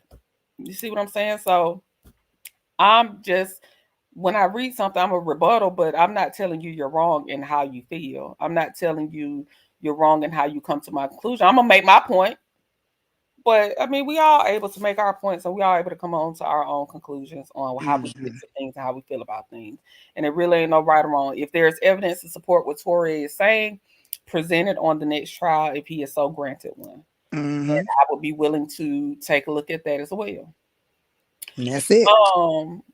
What was the last topic? Oh, Love and Marriage Huntsville. We finally gonna get to Love and Marriage Huntsville, y'all. We finally gonna get to Love and Marriage Huntsville. Okay, so I was watching the Facebook groups, and good morning, Sugarfoot. Tory should have told the story the way he felt it happened and took the plea deal, and should have. And should have. And should have. What about Tory's first attorney telling him? I'm not gonna click on the comments, y'all, because I don't want to get messed up. My thing, like, it's lost right now. I can't even find my cursor. What about the first attorney telling him that Kelsey theory is gonna work and him dropping him as a first client? She advised him to take the plea. He will be home now if he listened to her. The leprechaun need to stay in jail. Lie his ass up. Right. I think Tory did it and got extra cocky when Megan was trying to spare. I think what got Tory cocky is so many people went against Megan. Mm-hmm. And I think it let him get extra cocky. Like him putting that horse in the video, people were laughing at it. People were making commentary laughing at it like, this nigga funny. Ain't nothing funny about that. Whether you did it or not, that was too far, knowing you got that looming over your head. But yeah, let's go into LAMH. And this topic is, I was looking at the Facebook group and I saw Sunny made 2 comments, and she was like, after the reunion, yeah, the internet is not a court of law. The devil will make you think you're winning. Y'all, let me stop reading the comments so I can get on. Sunny was saying after the reunion, she looks at a lot of the cast. She has a different perspective of how she looks at the cast. And y'all know I like Sunny over here. But Sunny be losing me sometimes. So you mean to tell me you didn't have a different perspective of these people, how they treated you on their girls trip? You didn't form a different perspective. I know the reunion was probably extra because everybody be on 10. But you didn't already come to a perspective about these people prior to, and they treated you like dog poop on the girls trip. When you came to the airport, nobody really wanted to speak. They all gave you dry haze. They gave you the silent treatment in the van. When y'all get on the trip, they mad that you got a room when then none of them want a room with you. You get on the trip, they talk about you at dinner. They talk about you like a dog. It wasn't to the reunion, Sunny. Sunny be missing me sometimes. Sunny be missing me with these people sometimes because, Sunny, there is no benefit in doubt. I don't have a benefit of a doubt because, baby, ain't no benefit in doubt, okay? And so I was just looking at that comment. I thought that was crazy to me too. How involved was she as a producer? She didn't have any inkling of who these people. That's what I'm trying to figure out. That's what I'm trying to figure out. Like, you didn't have any inkling of how rah-rah these people were when you were producing these people? I don't know. What's your vibe on Sunny? I think she be flip-flopping. Good sugar. But what's your vibe on Sunny? It just seemed like she be flip-flopping, trying to cater to the, like, whatever the conversation is, she just be, it's like we don't really know, we still don't really know who Sunny is. You know what I mean? Because it's kind of like the effect that Stormy had. Remember, like, first it seemed like she was, you know, a little reserved. Then she got rah-rah at Valentine. And then she can't, like, her personality just kept changing. It's like, you know what I mean? Like, who was the real Stormy? And then we figured that out. But that's where I'm at with Sunny. I be trying to give her the benefit of the doubt to kind of turn her story around, maybe take more control of her narrative. And it just seems like she keeps playing into their narrative instead of taking control of hers. So I wish that she do that. That's a good point. Yeah. That's a good point. Toot says, wasn't she off the show for like 2 years? Who, Sunny? Who, Toot? You talking about Sunny off the show producing for 2 years, or are you talking about somebody else? How do side 304s get mad at other women for getting married, yet they all side 304? That's the part I don't get. The innocent instigator. How you, child? We talked about it yesterday. I ain't about to get on Dusty. Exactly, innocent instigator. Like, child, it's a hot mess. Like Baby Elephant said. Who is Baby Elephant, y'all? I don't know that one. Baby Elephant said she's not an ugly person when it comes to coleslaw. Oh, it's Baby Elephant Nail. Is Baby Elephant Nail when it comes to coleslaw, but being ugly to Sunny on Sarah? You talking about Nail? Baby Elephant is Nail. Nail says she's not an ugly person when it comes to coleslaw, but she's been ugly. She's been ugly to Sunny on several occasions. Yet you talking about the person you are. You can't be. You're not gonna be rude to coleslaw, girl. Bye. Exactly. That's why we weren't trying to hear that. Exactly. That's why baby, please. Sunny's still producing, even on and off the season. I'm good on her. She's lying about that storyline that all three of them cooked up. That's my opinion. I think Sunny blows anyway the wind blows. She do. I also think she wants to hop on the millimeter story. Baby, that Sunny, they say you flip-flop Sunny. Man, my thing got jammed again. I agree. Let's see. Sunny blows with the wind, child. Sunny was Tiffany's producer. Then she was Dusty's for a few months. I wonder why she stopped being Tiffany though, because I would have loved to be Tiffany producer. Because Tiffany was my type of mess. Tiffany kept the show going to me. I think they said that Destiny request. I think she said Destiny requested that she work with her. Samantha said, Courtney, you need a new computer. And do? Because, baby, I'm struggling over here. My computer was working fine until I stopped using it and started using my phone. And then I pulled my computer back out. And now it's like my cursor keeps getting stuck. So if I remember this weekend, I'm going to take it to the computer shop to see what's causing this delay. Because it was working fine, child. And it's a good computer. I got a good, expensive computer. Laptop rather. She said Destiny requested her. Okay. Oh Lord, yes, it's Sadie. Like she said, she couldn't talk about Destiny, but has no problem talking about Mel when she's not around. Exactly. I think Sunny is trying to appease the content creator. You know what, Aunt Nettie? That's a good point. Mm-hmm. That's a good point. Because that's something that I noticed, Aunt Nettie. I noticed that when Sunny came out, there was this firestorm when Sunny came out, and there were like a few content creators that she latched on to that were kind of from the millimeter sector. But I'm telling y'all when I stopped caping for Sunny, because I used to go hard for Sunny and Moses. I did. I used to go hard for Sunny and Moses. Let me tell you what made me stop. One day I was in her live, right? And Wanda popped up in her live. And I think she had a live before that one that I didn't see. And they were saying that, what's that one y'all call? Piano Teeth? I think if I'm saying her right, Piano Teeth. Mm-hmm. They said she was in there too. But the second one, it was only Wanda in there. And she was like appeasing Wanda. And I was just like, okay, now you flip-flopping. She's a flip-flopper. Going back and forth, like whoever ain't cussing you out, you just want to be cool. And we sitting there watching these people. We watching Wanda's daughter and them drag you on TV, but you in these comments with Wanda talking about somewhere. Somebody talked about my daughter, I'd be popping off too. No, the hell you won't. Your daughter, Wanda's daughter, 40 plus. She can pop off on her own. Her mama is vile. That's the difference.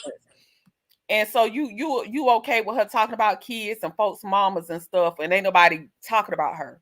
So that's kind of what turned me off from Sunny. That's when I kind of started backing off of her. Like, I don't dislike her, but that's when I started like, you know what? I'm kind of taking my hand off of Sunny, because Sunny just, like y'all say, she kind of go wherever the wind blows. And it be a no for me. Because when you playing with Wanda, them, so I don't play like that. I'm sorry, but sometimes I can't take Sunny and her insecure self. Can she stop already? I can't stand the whole situation. All three of them can go get off my TV. Y'all concocted that story and y'all failed. It's T said, remember the Scots ran the Whitlows off while CK talking about bullying? Mm-hmm. They said the millimeters did it. It's AT. They say the millimeters ran them off. I know one thing about the reunion has taped. Marceau has done his interview calling out Martell. They better be worried he's quiet. How dare Marceau move in on Martell's boo? Carlos. Child. Because, baby, it was a little flirting going on, child. Do you have a wireless mouse? The battery. You know what? I got a wireless mouse, but I'm not using it. Maybe I need to go find my mouse and use it. Tiffany seems all in with Stormy. She is. But y'all do know that what's Tiffany's husband's name? What's the husband's name? Mr. Whitlow, huh? Thought it was Luke or Lou. Lou. Thank you, sugar. Y'all do know Lou was hired by Stormy. So they over there getting some of that TikTok money, child. You know, so she probably is Team Stormy right now. So you know, since he doing the HR work over there for Stormy, Tiffany probably just, you know, up Stormy ass. You know how that go. Unnetted, that's 100. That's why I'm not buying the wolf ticket Sonny is selling. Yeah, because Sonny be flip-flopping a little bit. Because why is it taking you to the reunion? Did they all dog your ass out? Is that what it is? Did they all dog walk you? They been dog walking you. What perspective? What could have changed? What you talking about, Sonny? Help me understand. Yep. That's when you stop messing with Sonny. Yeah, when she did that, I was kind of off of Sonny. I kind of got off of her. Like, I wish her well. I think she's a beautiful girl. I don't think she's a bad person, but that's when I got up off of Sonny. Destiny's bad. So Tiffany showed up, and our Destiny did nothing. They both were let go. I like Tiffany though, but people could not stand Tiffany. Good Sugar, do you remember Tiffany? Do you like Tiffany? I like Tiffany. Bestie. It was kind of dynamics to the show because it was really tense at that point. You know, with the content creator with Mel and Ted, it was tense, and so she, you know, brought that little annoying, but I liked it for TV. I liked it for TV. Excuse me. I That's thought just, Tiffany was like good TV. I thought Tiffany, this is what I liked about Tiffany. I like the fact that Tiffany Messy didn't have a name on it. Like, Tiffany didn't give a damn who she was messy with. Like, she didn't target one person like how the whole cast used to target Mel. Tiffany didn't have one target. Tiffany just was in everybody's business. She was messy. She moved the stories around. She, you know, she moved exactly. with the stories. So that's why I could get with Tiffany, because it wasn't like you could be like, Tiffany just don't like that person. Hell, Tiffany gave everybody the same energy. And Tiffany moved all the stories She along. moved all the stories. Because Before she exited, she moved it all of them along. Yes. we was thinking it when she was saying that to Sheree. Hell, I was thinking it. Like, so yeah, she was good for TV. I think what I'm saying is, like, when Tiffany started shaking it up, I would rather to continue to see her shake it up than Trish and Ken. Yeah. It's like a snooze fest. You could have just kept the Winslows. Yeah. I like Tiffany though. I think Kiki was Tiffany's fail safe target. What do you mean about that, Cece? Because she was antagonizing Kiki a lot. Oh, okay. Before she exit, yeah. Oh, okay. Okay, so that's what she mean. Well, unpopular opinion. I know Kiki is transition.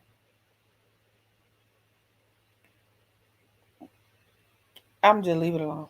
I think Mel and the Scots 1.0 with Lois Fletcher and Stormy and her husband would have made a great cast. I used to like Tiffany. You know, Lou didn't really bring a whole lot, but you know, he brought balance to the guys because the guys were so misogynistic and Lou really wasn't with that shit. But right, he was a balance. Right, he brought a balance to the guys, but Tiffany used to move the stories along, honey. OMG, why do that couple feel that they are innocent? Nick really so important that they're so important. Nick really do. I don't know. Cause Carlos be hyping them people up. We don't care. Carlos be talking about, so oh, y'all story was so good. Y'all did. No, that's the only reason I can think of. I think Nick really didn't want a second season, so they just hyping themselves up. Cause baby, y'all are forgettable. Y'all got talked about. Y'all got dog walked on these YouTube streets, and then nobody talked about y'all until y'all started back up with y'all bullshit. Like, nobody talked about y'all. So what do you think about Scott 2.0? Because I see what Scott 1.0 doing, you know, teaching them. So if they try to bring that element into the show, I'll be willing to watch that. Anything if it means Tisha don't talk. But Scott 2.0, like, what are you guys really doing? Because so now it seems like Kimmy trying to go at Mel. Where is that coming from? I heard that, but I haven't seen anything. What are people saying Kimmy is coming at Mel for? And now, chat, tell me if I'm wrong. It seemed like the clip that I saw that that they're going off of their own drop, I think you hear Kimmy in the background talking mess. I don't know. Oh, okay. Because I never like saw the actual footage of Kimmy talking mess. If somebody else saw it, so. And let me see what American Born said. I must have missed American Born comment. What y'all talking about this 24-hour live? I'm trying to catch the comment. That's what it is. Courtney CK made all of them think they were first place to keep them going. Yeah, he lied. But this is what I want to say about the 24-hour live that Stormy got. This my question, y'all. And Sugar, you can jump in. If you are number one on TikTok, now unless TikTok wants you to do this to prove, some type of TikTok point, I don't know. But if you're number one, what you need a 24-hour live for? If you're number one and you break records within 3 hours, 2 and 3 hours, what the hell you need a 24-hour live for? I ain't about to do 24 hours. Baby, I need some sleep. 24 hours on TikTok for what? You already number one. I ain't going for no 24-hour live. You already got the number one spot. What do you need a 24-hour live for? If you break records within 3 hours of your 8-hour live. Right. The hell you 24 hours for? I'm just glad Stormy is off the show. I don't know. She has her ego is just going to a whole nother, hemisphere, because it just seems like she wants to portray this boss B, top notch, whatever, how you say that. Mm-hmm. And I'm just glad she just off the show. I don't know. I see single Black female in a lot of these cast members, so she's just another one. Yeah, they definitely get a single Black female. I agree. Okay, so they said, Sugar, they said, Kimmy said in the clip, her mission in life is to prove everyone is cheating. I think she's referring to Mel. Okay, so I missed that, y'all. I got to go back and look at the clips. Thanks, Samantha. Yeah, I have to too. So, but Kimmy, y'all forget that Kimmy is the same one that said, that talked about the name change ceremony. Y'all forget it was Kimmy in that pool talking shit about Mel then. Y'all forget it was Kimmy and them. When they called him Martell Mr. Rogers after their Houston trip. Mm-hmm. Y'all forget Kimmy was spearheading that shit. Kimmy just being Kimmy. Kimmy been a hater. Who all knew she had a 24-hour live? I didn't. I saw it I just seen it in the last couple of days on YouTube. I'm still waiting for the announcement for TikTok. Stormy did. Oh, the 24-hour is already done. Okay, Stormy did that 24-hour live to compete with Mel. She thinks that she has to compete with her. Lord, to stay relevant, she's no longer on the show. Laugh Out Loud, y'all talk Sunny up. She live now, IG. Because she don't really have repeat customers like that. Who's Campus Beauty? Yes, when she do those, like her stuff falls into like those little fads. Like, those trending things. Right. So she gets new, when she do more live, she get more, more audience, like a home shopping network type of thing. They said maybe TikTok can figure her ass out. She's buying her own products. She needs to pay off Kyle. Why doesn't Stormy shut down the alleged copycats of her products? How? When she buying them from the same vendor? How? How? That's what I'm saying. She can do. How? She can't shut them people down. They hustling like her. Yeah, she on that hustling. But why would you do a 24-hour live? That's what I'm saying. If you number one, and if within your 8-hour live, you be hitting your $1 million in sale within like 3 hours of your 8-hour live. Baby, you hustling backwards. You hustling backwards, honey. All that Mel has accomplished, and that's her life's mission. Story reminds me of Ashley Grayson. Not Ashley Grayson, child. Y'all, Ashley Grayson got 10 years, didn't she? She sure did, 10 years, and she just had a baby. She just had a baby. When she went in, Is she still married to that man? the last, update I had on it, they were getting a divorce. Oh, okay. Okay. Kimmy been talking bad and hate from day one, and I was wondering about this 24-hour live too. Stormy didn't give her numbers for that last previous one. Baby, that'd be to close it off for Kyle. But Kyle obviously got paid because they said Kyle took them posts down and everything. Let's be honest, she's only number one because she has so many different affiliates. But she's not doing it by herself. Exactly. Let's be clear. Stormy has had 2 TikTok lives at the warehouse, and she loves created delusional-ish. DG, you know they're going to blame millimeters for the live being disrupted. So what happened with the live, y'all? How was it disrupted? How was live? It got reported. It got reported, and they shut it down. I don't know.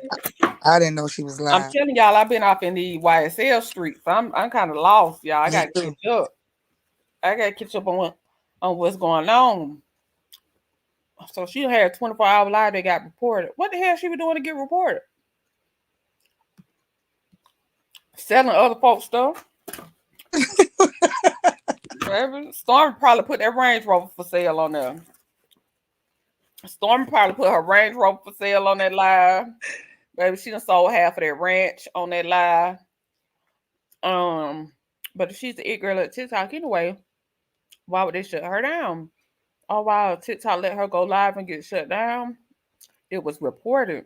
Child, I gotta go dig into this some more because I don't know what's going on. Yeah, I don't know that story. I mean, I just heard it was shut down doing the live. I don't know why. Yeah, she put that ranch on sale. She put that Range Rover up for sale. It's already got some leaning on it. Right. The Cybertruck was probably on there for sale too. That's why they shut it down. She was trying to cut TikTok out of their share, allegedly. Now she trying to screw TikTok. Oh no, Linda. Good God. Let's see about the perfume. They said the perfume stank, y'all. They said the perfume stank. They don't like it. They said the perfume don't smell good, and Stormy should have had some samples before she sold that high-ass perfume and made them people buy it. Why would they shut her down? TikTok controls these telethons. I don't know.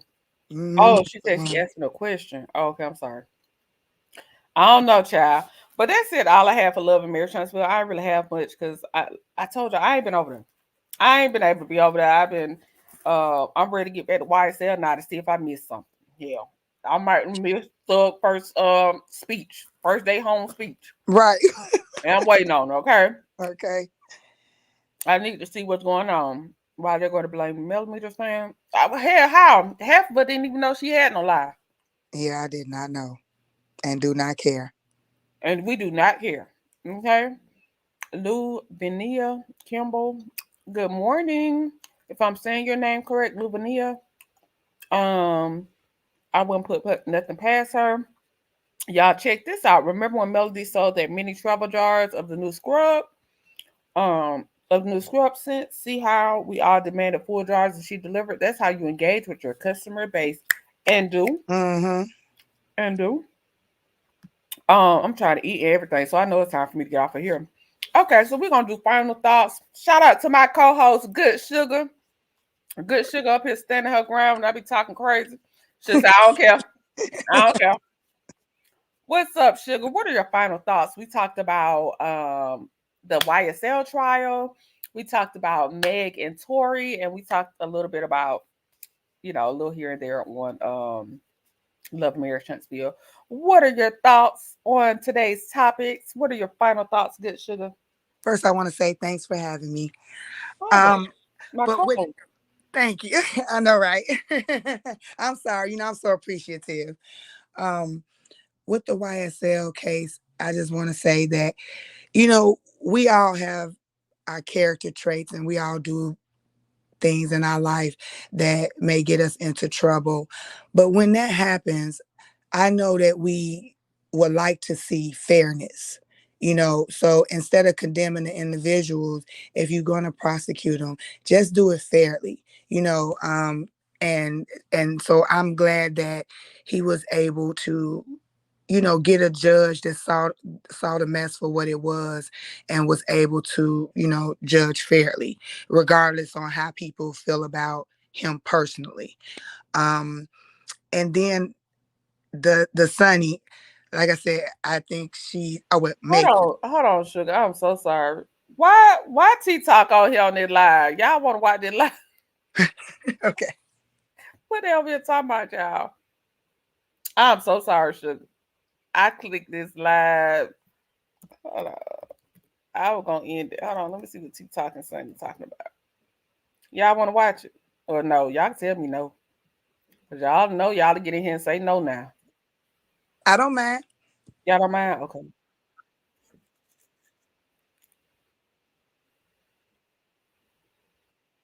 It was, I could see how I'm not taking away that old girl don't have a right to feel away. I am not saying she doesn't. But you couldn't pay me $1 million to let a situation like that see me sweat. If the shoe was on the other foot, you couldn't pay me $1 million. No, not me. Knowing it was my, I definitely wouldn't. What? No, I wouldn't be able to do that. And Sorry. One thing about it is like she really is bothered. Her soul is bothered by me. I can tell. It's like she can't Clearly even function normally. With she me. can't. And when she said, y'all going to be asking her about having a baby, what, girl? What do you marry? I can't keep up with that. Well, that nigga got too she many really wanted him to be. When I was in your chat the other day, and I said she really wanted him to be LeBarrett, she really wanted that to be her husband. She has loved him for all of that time, because I mean, you had to let a man yo-yo you for 15 years in and out, whenever it's convenient. I mean, that got to be love, because baby, I don't know what I wouldn't have. Listen, it ain't a soul out here walking on this green earth. Not in that one. Yo me. And that's just because I hold myself to a different value. And that's like, I've seen people say like, oh, Sonny may have coerced him to marry. Baby, please. I ain't got to convince no man wanted to get married. You can't make no man marry you. He spoke marriage into our life from the moment that we started really dating. He was like, you my wife. And I was just looking like, yeah, I wasn't even believing it. To be honest with you, I was just like, you talking. You said he was talking shit to be talking. Yeah, I was like, you talking. You a smooth. But the man kept saying it to the day he was just like, let's get married. And I'm like, let's get married. And then here you are. What's the point of waiting? Wasting time. Yeah. But I just really, said he married you in 90 days. Come on now, he chose you. It ain't none of that. You had to coerce him. You can't coerce no man to marry you. What? Where did you get today's society? A young man, a beautiful man, like at this age, where he just like, no, they're not doing it. So somebody, Mary Sanders said, Sonny, was she crying on that clip? So she really was crying. I think she can make herself cry. Because what was she crying for? What was all that for? She said she's an actor. That's what she said. She said she is an actor and a singer. That's what she said. She literally, she teared up. And so that's why you honestly see the softer side of me, because I'm just like, listen, I don't want to see, I'm just like, I ain't trying to come here and fight you about my husband. So she played on you. She cried so that you would soften up so that she could have her way in that scene. That's what she did. I think she cried because, like I was saying yesterday, I see you being a softer woman. Not meaning you can't handle yourself, but we got soft women and we got rougher women, right? And I feel like you are more like the softer woman. Your appeal is more softer, and I feel like she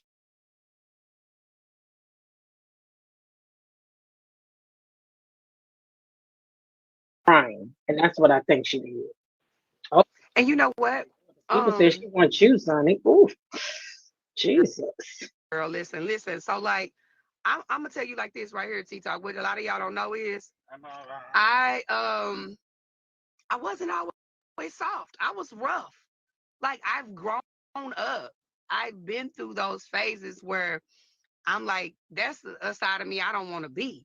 I'm Mhm. naturally a softer person, but because of my environment, I had to be a harder person on the outside. Right. And it took me years to get out of that because I didn't like that. And so I am a more logical, rational, mature Mhm. person at this point in my life. Oh my God, like, come on. You can't stay where you came from. You got to grow out of that. You Gotta got to grow out. heal. You got to get over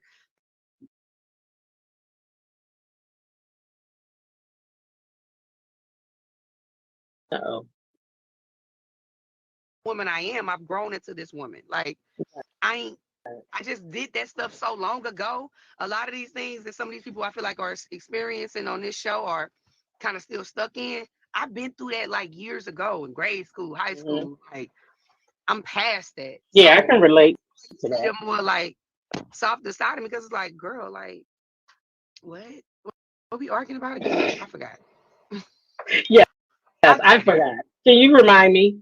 But while we arguing over my husband, that's the thing. I want you to just keep that in mind. You coming back next season? Did they invite you back next season? I honestly we won't know. I don't know. Nobody knows till after the reunion airs, I'll I talk a think. lot more after this thing is all over. Yeah. Okay. Because there's some things I still can't say because we got to see how things are gonna play out, what you're Right. gonna see. But once this thing is all over and Mhm. the reunion is over, I'm gonna tell y'all a lot of the things that I've experienced, I've learned doing this. Well, I was thankful for you yesterday coming to my channel and speaking on the friendship piece because Mel already had said that, and what they did after that, after Mel came out, said these people ain't friends anyway. You saw Tisha and Kimmy in the pool licking on each other like they were lollipops, and then you saw Destiny and Tisha going on a 10-hour road trip like they was trying to prove something. I don't know what it was. But They're then, friends. yeah, I think a lot of this season is people proving that they are the friends that everybody says that they haven't been. right. That's my opinion. That's I think that's why they're going so hard for old girl. I think that's why they're trying to show that, oh no, we are good friends. Look at we're being good friends to her mhm, because that's what I said. it wasn't shown where it should have been. Hmm. Yeah, I don't think they're friends. I don't see it. And I don't. I, I think they are friends. Oddly enough, here's the thing. I think they are friends, but the weight of the friendship. However, I do think that they have gotten close enough to where they consider each other friends. Because again, friends definitions vary from people, you know, yeah. from each individual to each individual. So they probably consider themselves friends. I don't think that they don't. Um, but I just feel like it is a extra step to show that I am a good friend to this person. Um, because I wasn't a good friend to the person who really got her whole family got destroyed on national TV, in my opinion. Yeah. Y'all should have been And going they were hard for the old girl. Like me personally, there's no way, even if we wasn't friends, I'm not friends with nobody on the show. right. I'm cordial with everyone, and I have a respect and a liking for Mel. I think we have a cordial relationship because we talk outside of the show. But Hmm. I would have went hard for anybody in that situation. Right. Just like I went hard for Kimmy in her situation. Like She I would said help it. Destiny in her situation. That's who I am. I stand up for what's right and I stand up for what's wrong. And as far as like how they bump their gums at me, I've never been the type to let people words really affect me. As long as you don't touch me, then you will see a whole different side of me. Now let me ask you this, because you just made me think of it. Stormy told Carlos King that you were Team Destiny, so much so that you were talking about her to Destiny. And so Carlos said, "Well, what did she say? What did she say?" And Oh, she said, "You said her nose touched your lips." I did. But let's talk about the whole conversation because again, anything I said, Funny. I was okay. Go hold ahead. on, close my door, sir. Anything I say, I will repeat again. I don't have a problem with saying what I Child. did. Let's back up and take the whole conversation because I love a bitch to go and say what somebody else said and leave out everything they said. Right. I can't hear you. I can't hear you. Okay, there you go. Go ahead. Let's What talk was you about the saying? whole context of the conversation and then I'm gonna get off her.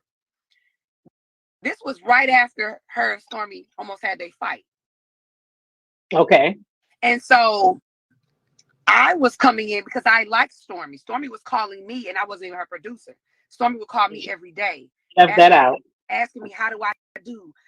And I would give Stormy genuine advice, just like I was giving Destiny genuine advice. Stormy just didn't take it the wrong way. And so I was coaching her through the whole thing, and I wasn't even this lady's producer, but I liked Stormy.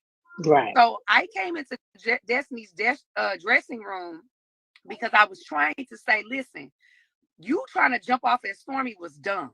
This is when Destiny saw it. I feel like she wanted me to become her producer the next season. This was right at the end of the first half. We did the Valentine's Day trip.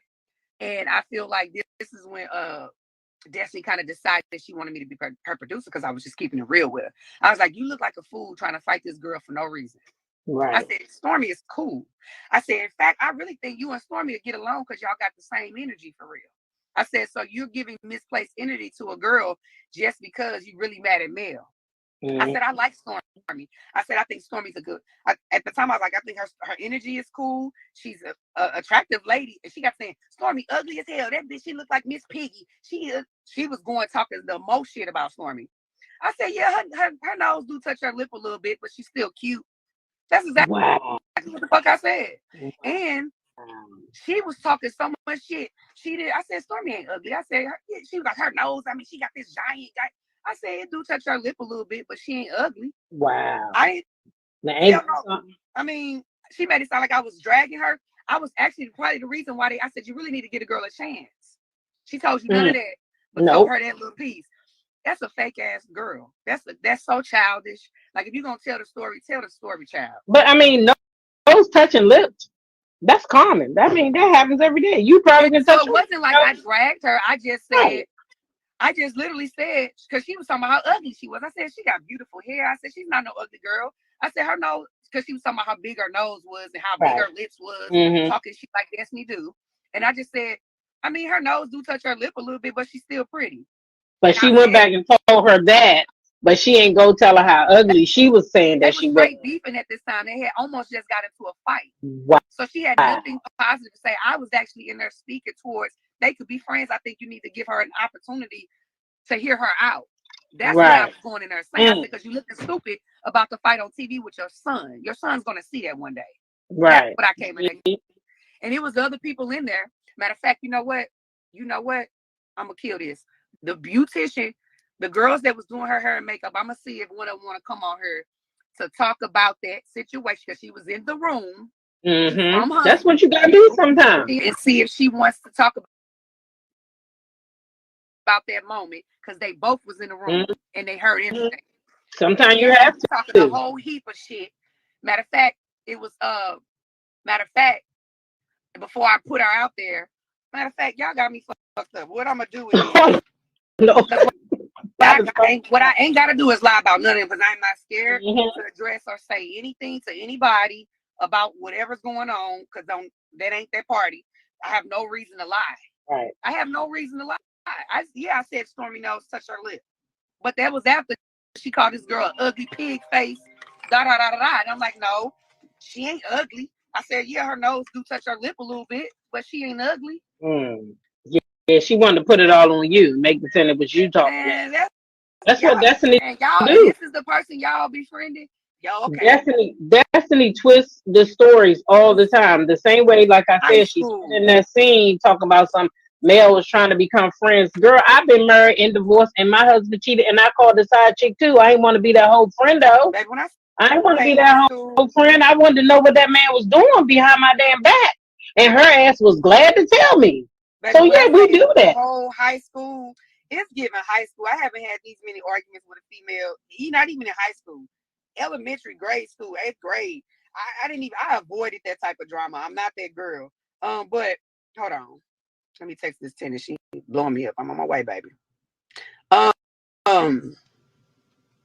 For that girl to sit up there and say, like, that's what I came in the room and said, I'm gonna inbox this young lady. I'm gonna inbox this lady that was in the room, because she had a hairstylist. She was in glam, getting ready for an interview. It was 2 other girls in the room. And I'm going to inbox one of them because one of them still one of them don't work with them no more. So I'm sure she might not be afraid to come forward. One of them still kind of works with them. So I don't want her to feel like I'm putting her in a messy situation. But y'all finna inbox one and see if she's willing to go live about that and recant the conversation. Because there you go. One thing I ain't got to do is lie. If a Stormy, you know, I get it. That's your friend now, so you're gonna believe whatever she say. But people kill me when they leave out the whole other half of the story. That's what conversation and everything. So yeah, I'm finna inbox this other. Yep. Go live because what else did Stormy say? I didn't even watch that shit. But what else did Stormy say? So I can. Just that, you know, she didn't think that Destiny was vengeful towards you, and they basically just think that you were wrong. Basically, they can think that, and that's what I keep saying. You have an opinion about. Don't move me which way or another. You know what I'm saying? You have your opinion, cool. I get it. You know, yeah. But I wouldn't worry about those ladies. They don't have no storylines. So they're going to use you now. They're going to use Mel. They take y'all situations and try to make them a part of their stories. So the fact that they can talk about you and be mad at you, it's just because they don't have nothing else to talk about. They have nothing going on. So unfortunately, your life is more entertaining than theirs. I don't like when people try to do that. Like, oh, she said, but what did you say? You call this girl an ugly pig face, HOE, all kind of stuff. Now this your best. Now this your bestie. I get it. Y'all move past it and be, you know, handled it however you handled it. But child, don't sit up and try to make it seem like I was just in. Oh yeah, that's what she said. Thank you. Somebody just reminded me. King of Court. That's my baby. That's my little sis. That's Kicking It with Courtney, content creator. She says you keep saying 90 days, 90 days, and then she said 92, 90. It all go with her script. She was saying that you saying that 90 days. Y'all was married in 90 days. Was a whole script. Shout out. What kind of script? She said it was a script that you and Moses came up with. A script of life.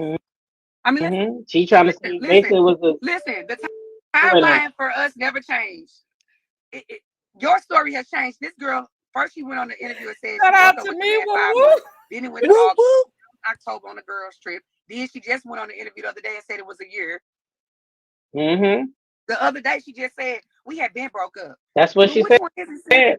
She keeps saying her story has changed, but one thing ours has not. Never. Because the truth is always gonna be what it is. You can't get the truth confused, but a lot you gotta keep changing.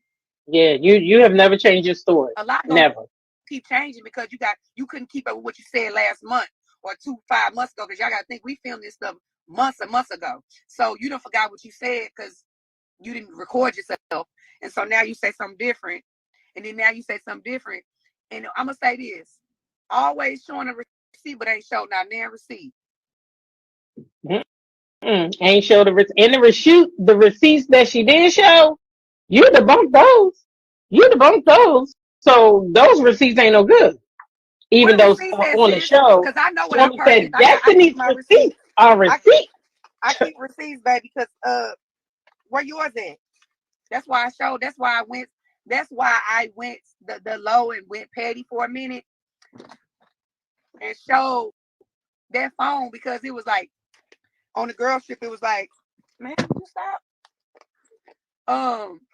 That's why I showed on the girl trip. It was just like, yeah, October. That's why I showed y'all them bunk ass. Sometimes you got to do it. Because I was like, stop acting like my nigga was on there acting like, baby, I love you, I miss you. That's what she was doing. That's what she was trying to do. You 1-word responses, ma'am. And he was responding to her, though. He was responding to her because you were reaching, and even when listen, a nigga could never handle me like that, and I'm gonna have to get hood with you for a minute. A nigga could never handle me like that. I show you a picture of my son, and you just say, okay. That's what he did, and she still was interested. So still was willing to lay on her back. You got me hot when you said that. Because somebody else said, Stormy said I said something, but I didn't actually watch the interview. Yeah, I don't be watching that shit, to be honest with you. Like after the first couple of weeks that we got on this show and the blogs was getting hot and all that, I don't sit up. I watch y'all stuff probably more than I actually watch the interviews that the cast do because I understand now a lot of the shit is for TV.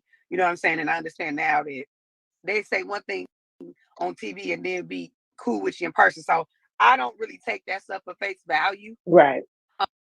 But somebody wants to know why Tisha and Destiny congratulated you when y'all got married, but I don't think she can really. She might could try, but they was being fake to me. Shit. Yeah, I don't know. I want to get this girl though, because I don't like how she tried to make it seem like I was just in there.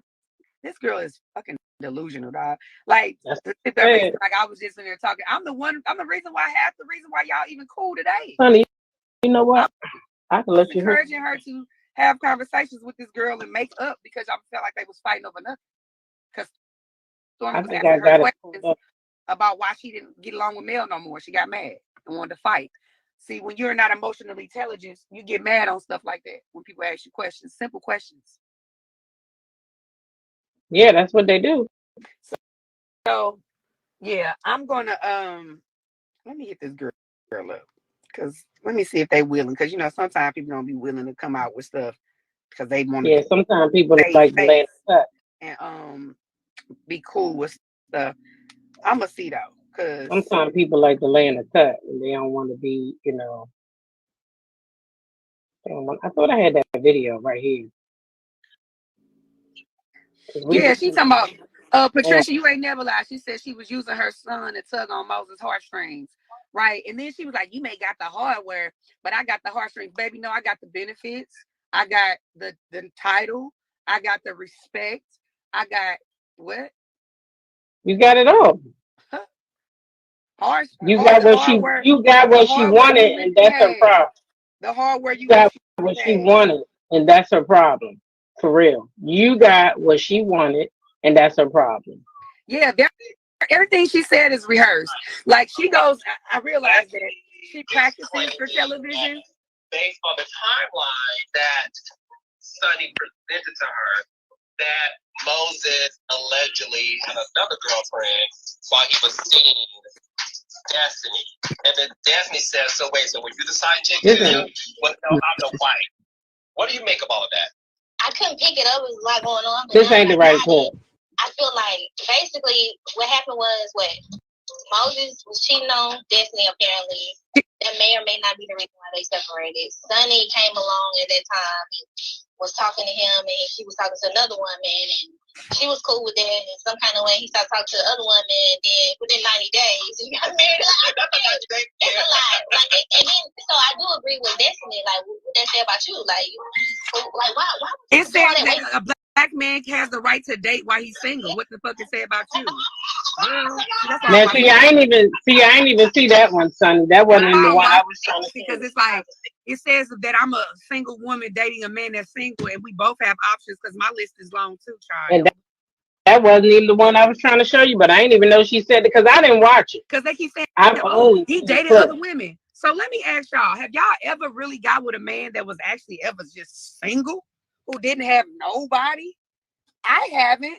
Every man that I pick is the top of the line type of man in terms of a high, you know, he gonna have different women trying to get at him, just like I got different men trying to get at me. The list don't stop. Mm-hmm.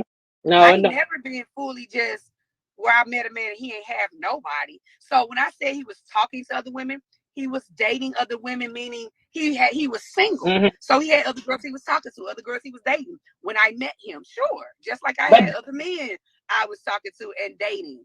That doesn't mean I was sleeping with the men. But people act like they don't understand this thing called dating.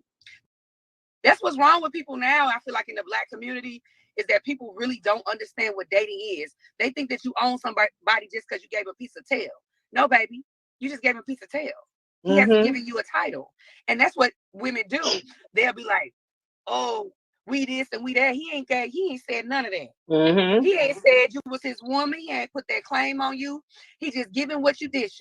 You get a milk out, he ain't got to buy the cow, sweetie. They ain't got to do nothing. So yeah, it's a difference of, he knew it was a difference of a standard when he dealt with me and when he dealt with you, because he said, you know what? I gotta marry this woman. This woman is a wife right here. He said, I'm gonna marry her in 90 days because I ain't letting nobody else get her. I know what I got. He said, I'll be a fool. My husband told me, and I'm gonna show y'all some. He said, I'll be a fool to let you get away from me. I believe you. What? I mean, you're a quality woman. Why would he not? Exactly. Why would he not? So when they say stuff like, oh, I mean, what that say about you, it says that he was like, oh no, out of all these women that's tricking and dating and sucking and ducking and doing whatever, this one right here, a real one, and I ain't gonna let a man won't let a real one get away from him. When y'all get to talking, he'll play with all y'all if y'all allow. They can only do what you allow them to do. Let's be clear. That's it. That and part. he knew when he was in the presence of a queen, in the presence of a wife, he had to do. He had to do the right thing. He had to step up. He knew that this wasn't the side chick that's gonna let me duck and do what I do and do what I do, and she okay, and I can have her when I want her. He knew it wasn't that. Yeah. So you can't be mad at me, sweetie. Be mad at the game, not the player. Be mad at the game. Yep. I can't find that clip, but I'm gonna send it to you. I'm gonna send it to you when I get home so you can see the one. But it tells you, I hope what it showed you guys is their mindsets is hella immature. Hella. They hella immature. Yeah. To think that, what does that say about her? It says that I was dating a single man, and I also knew that. See, what a lot of people don't know is I never pressured Moses into the conversations of marriage. What happened was he led with that. My husband led with that. That's how I knew that he was a serious, different kind of man, because he came into my life leading and showing what he wanted. He didn't come into there with a lot of confusion. You know how sometimes you start talking to a man, you kind of got to guess a lot of stuff. You got to be like, oh my God, I don't know if he like me. He ain't calling enough. He ain't speaking. Oh, I don't know. Is he interested in the marriage? Is he interested? I didn't have to do that at all. That man came out the gate like, future, business. I feel we can work together. We can have children together, wife, grow together, build. Like, I literally took his lead with everything. I took his lead with everything. I'm like, okay. Because I learned from dating that when you tell a man everything you want, they play into that. Yep. They play you buy the same thing you get him. They'll play you and drag you along because they done heard everything you want, everything you need, and they're going to play you and get that. But I also learned to listen, to be like, let me see what he on. I ain't going to put all these standards up and all this. I didn't do all that. I said, let me just see what he on. He see who I am. It's in the pudding. I don't got to go and convince you to be a good man to me. I ain't got to go and convince you to be my husband. I'm not doing that. Mm-hmm. That's you right. know your worth, you don't got to do that. Because everybody like, Sonny, look at him as the prize. No, I don't look at him as the prize. I look at him as the lucky one. He's the lucky one. Yeah. He's the lucky one because he got me. And he understood That's that right. God had put a wife in his life, and he made her a wife because he understood what God had blessed him with. Mm-hmm. And now here you sitting pretty, the wife, and let them be mad. You just continue. That's right. And I'm gonna keep saying it, baby, because yes, it is a badge of honor, and you hoes are just mad because you ain't a good wife. And and then when a man did make you a good wife, you cheated. You stepped out. You emasculated him. You talked down to him. You treated him like shit, and he left you hot cake as soon as you push the baby out. That is diabolical for a man to push him like that. You know how much it is for a man to leave his wife.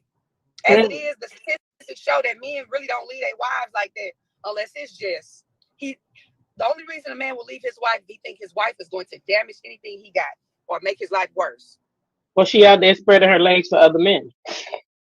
So yeah, you know what I'm saying? Like the truth is what the truth is. I ain't making this up. That ain't my story. That's the facts.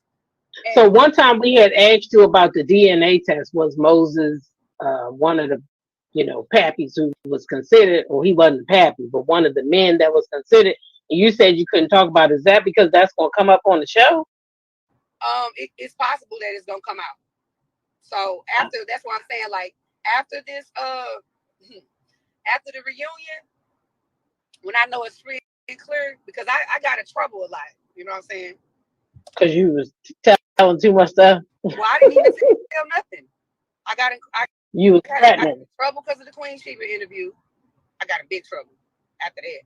I got in trouble when I said, hey, leave me alone before I tell your business, basically. I made that one post after months of her talking shit about me every Monday. I made that one post and said that the two things that I did, I got in trouble for. That's why you notice I kind of stopped even really saying stuff and hopping on y'all stuff and doing it because I'm like, I'm getting in trouble. So, and you don't know what questions we gonna ask you. So it is. So when you ask me certain questions, I know you want to know everything, but some stuff I gotta wait until I'm in the clear to really speak on, because I literally got deep in trouble because of those 2 little things I did. Wow.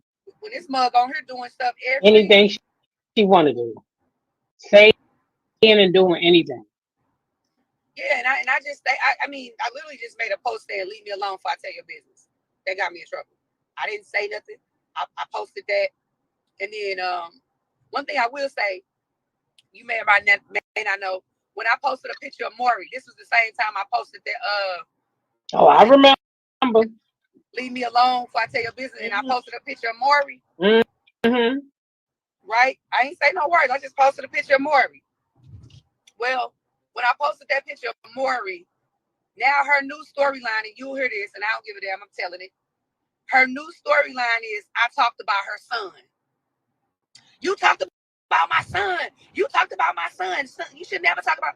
I said talked about you. That's not talking about her son. That's talking about her. If you saying that she needed to have a DNA test, that's her new storyline to run and make everybody feel so sorry that I talked about her son when I didn't talk about her son. You seen the post, didn't you? Yeah. And you didn't about. I said no words. No. I just posted a picture of Maury, and that has nothing to do with your child. Has everything to do with you. That's all you did. That's her new thing, and that's her new trigger. That's her new what she ran and told everybody. I talked about her son. So okay, I gave y'all something that y'all. Wow. Yeah, we needed that. Look, we needed that. I'm sure there's some content creators in here that'll put it out, because I'm damn sure gonna talk about it this evening. So yeah, this girl's nuts, man. Like and then you know what? Honestly, like if she was a different kind of person, maybe I would have offered an apology. But I know she's vengeful, and an apology would be nothing. I felt like what I'm gonna say. You know, why would I offer that, knowing that this person is a person who's never going to be able to be mature enough to get past this situation? I mean, even in that scene that we just was talking about, where you guys were talking and you were trying to be logical with her, she didn't want that. She's like, she wanted you to say what she wanted you to say. It's always what she's out of the situation. Can't y'all see that? I'm just the third victim of it. It's always she's always. It's just 2 people in this world to me. It's givers and there's takers. Yep. Anyway, y'all, I got to get out of here. Security's at my door. They must need some help with one of these kids. So have a good day. I love everybody. You have a good day. I'm gonna hit that girl up. I'm gonna go ahead and let you off. Okay. All right, y'all. Peace.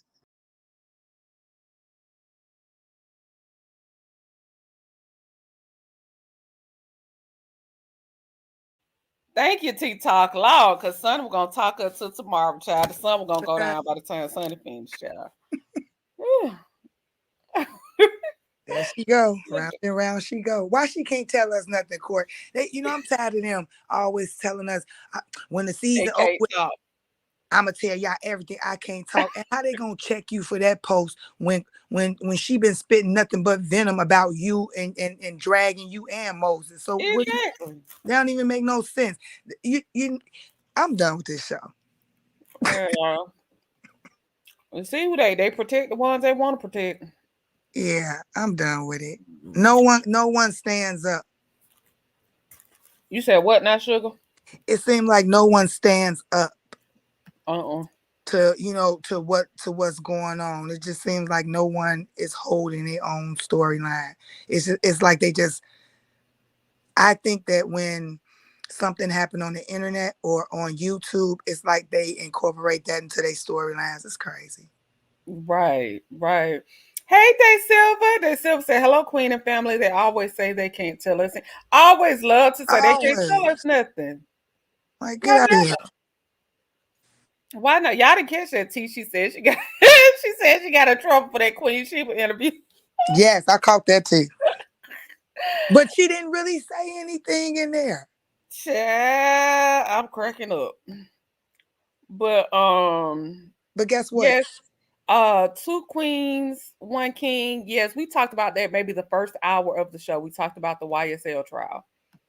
So you'll have to catch the replay. But shout out to Day Silver for coming through the chat. I would not be on the show where I've been dragged and can't say it. Listen. Don't make no sense.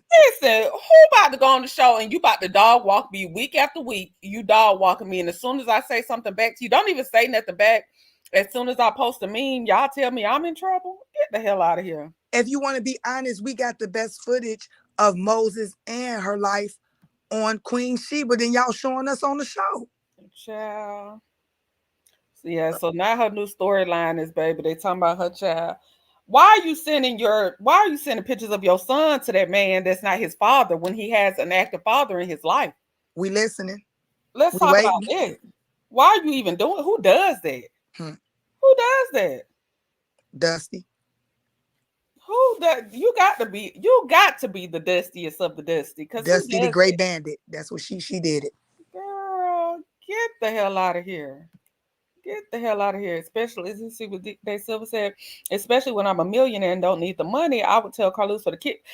Period. Yeah, and they don't do it. I'll go out and make 2 of these shows. Yes. Who you talking to? Who you talking to, Carlos? Because you're not talking to me crazy. Your cast is not about to keep talking about me and I can't say nothing. And I got a show on Tubi. Baby, if you don't make your own reality show on Tubi, she started talking. Make a show about you and Moses and put y'all on Tubi yourself. You can spend whatever narrative you want to spend on your own show. Absolutely. Ain't no way I have a production. I can do. She was talking about her before she even came on the show. So, girl, talking about I got in trouble. I'm not trying to hear it no more. I don't care. I'm not trying to hear it no more. I think y'all always keep on doing what, I don't know, Carlos wants y'all to do. But by her being a producer, I don't know. It just don't. You wouldn't think she a producer the way she's acting on the show. Child. Everybody get cussed out every day. Every time they say something about me, baby, the whole show will be cussed out. Carlos too. I know I wouldn't get a second season. I go out with a bang because I already know I ain't coming for no second season, baby. I already know they wouldn't invite me back, so I might as well go out with a bang. You still waiting to see a date inviting you, but girl. I don't think we're gonna get it over there anyway. What are you waiting on, Sonny? What you think, Courtney? I don't think we're gonna get it. I don't think we're gonna see her go in on Destiny. No, I told you, Sonny flip flops. I told you I would baby back off of Sonny, but Sonny flip flops. Sonny is here today, gone tomorrow. Sonny got a lot of those content creators, and shout out to my big sis T Talk. Yes, T Talk was getting it in. T Talk for shout me out. That's my big sis. Love her down. But excuse me, Sonny has a lot of the millimeter or male content creators like her, and so she'll give them what they want. But Sonny flip ever since I seen Wanda in that chat and she was going up for Wanda. I don't play with her like that. Mm-hmm. Like I don't dislike her. I think she okay. But ever since I saw that made me stop like going up for her. Because Wanda is disgusting. And if you, baby, I don't even play like that. I don't play about no grown people talking about children, all that. Yeah, Wanda's I don't play like that. So that made me back up off of Sonny, but Sonny, whatever, like y'all said earlier, whatever way the wind blows, that's where Sonny goes. So, child, Sonny needs somebody to talk to right now because they done ate her ass up at that reunion. And what she mean that Destiny storyline is her bringing up her kid? Because if you remember when her and Destiny kept talking about her on Mental Mondays, and then so she put a picture up of Maury. Like, you know how Maury always have the paternity test? Mm-hmm. So she did like a Maury thing on her story one day. Mm-hmm. And so everybody was assuming that meant like LeBerick had to, at the time everybody was talking about how LeBerick had to be tested, had to have a DNA test on the baby. And she was basically confirming what people had said. So the next Mental Monday that Destiny did, she was like, bringing my child into this and all that. But child, I ain't got I wouldn't care because you keep talking about me. Yeah, we just don't care. Yeah, we just don't care. So I'm over them. I just said I saw T Talk on there, so I had to share it. Cause shout out to T Talk. Hmm. Um, I support my big sis, but other than that, Yeah, she was getting the questions. he was Capitan was in asking there. question now. Yeah. He was asking question. But yeah, so shout out to T Talk on her exclusive with Sunny getting that tea. So after the reunion, hopefully T Talk can get more information from Sunny. If not, we still don't care. But y'all, we were supposed to end it. I saw T Talk on there and I decided to share it. So thank y'all for sticking around. That was funny. That got me a laugh because I'm in the chat being messy. And why T Talk say my comment? That was funny. Hmm. I said, Stormy said 90 days, 90 days. You keep saying 90 days. You keep saying 90 days. So I thought that was super funny. So shout out to everybody that stuck around in the chat. Thank y'all. I appreciate you. Sugar, okay, we're gonna do it one more time, Sugar. We're gonna run it back. What's your final thoughts on everything we talked about today, child? We've been on here over 2 hours. I know. Yeah, I'm just gonna wrap it up. Like I was saying with the YSL case or whatever. I'm happy he was able to come home, and all I wish that the trial was just fair. And in the end, I'm glad that he had um, a judge that ruled fairly. Um, and then with the Megan, I don't agree with the hate train that comes at her. And I feel she has every right to defend herself, in any character assassination that people are trying to portray towards her. I also feel that he is convicted. It is what it is. Everybody have a lot of thoughts on how it went down, but if he feel he's innocent, once again within the legal system, he have a right to bring that evidence back to the court. And then with Love and Marriage, Huntsville, we was talking about Sunny. Yeah, I just said what I felt about that when you just played the when you just played the video. So everybody have a great day. This was a wonderful live. I love the dialogue. I love the different questions that you presented today. And have a great Friday and a wonderful weekend, everybody. Thank you, good Sugar. Thank you for helping me co-host per usual. Y'all know Sugar, Simone, and Lala are my official co-hosts because they come up. Aunt Nettie. Aunt Nettie is a co-host too. They ain't come up today, but shout out to Good Sugar for holding it down with me on the show. Y'all, this probably been my longest live because we done went, thanks to Sunny, we done went live over 2 hours. But shout out to my mods. Shout out to the boss lady. It's T. Shout out to Alf Mizzle, Alf MC, the beautiful Love Key, and the network specialist. I appreciate you all so much for working so hard in the chat. I love y'all down. I try to tell y'all as much as possible how I appreciate you all. Shout out to Queen Day Silva for coming through, showing love to the courthouse. Thank you for showing love, Day Silva. Day Silva has, if you're interested in starting your YouTube channel, it could be on any subject, any topic. It does not have to be Love and Marriage Huntsville. Day Silva has an ebook that will help you get set up and started. She also has classes that are available for you to take. If you're interested in getting started, make sure you reach out to Day Silva Silver. That's who I took the class with, and that's how I set up my page. So shout out to Day Silva. Shout out to all the content creators that have come through. I saw Shasta Speaks, How I See It, The Network Specialist, Ro Reacts, Glam Rocks, Tweety Bird TV. Am I missing somebody, y'all? Am I missing anybody? I think I got everybody. If I did not get you, I do apologize. Shout out to the content creators that have come through. I appreciate you all so much for supporting me. Shout out to my chat for holding me down, sticking with me for this long live. Shout out to y'all. I love y'all. I appreciate y'all and thank you so much. Tonight we will have night court around 10 or 11 for members only. So shout out to my members only. We will have night court tonight. And shout out to T Talk. T Talk wasn't in here, but we see T Talk was doing her own thing. Oh, okay. Did I miss somebody? Hold on. It looked like I saw a name that I missed. Oh no, you were saying have a fabulous Friday. But we will have a night court tonight at probably 10 or 11. So look out for your notifications to members only. We stay up all night and we talk.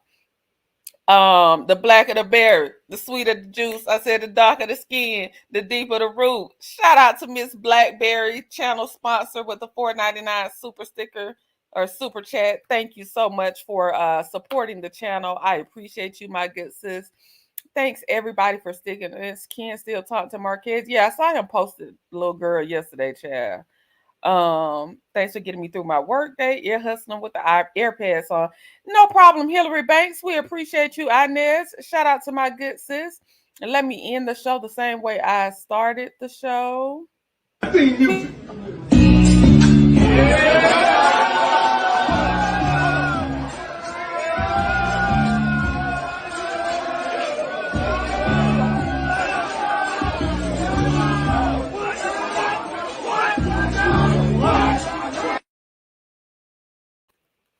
Here I go, and now I'm gone.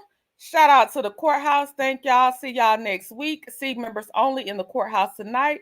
Peace, love, and light. See y'all later. Bye.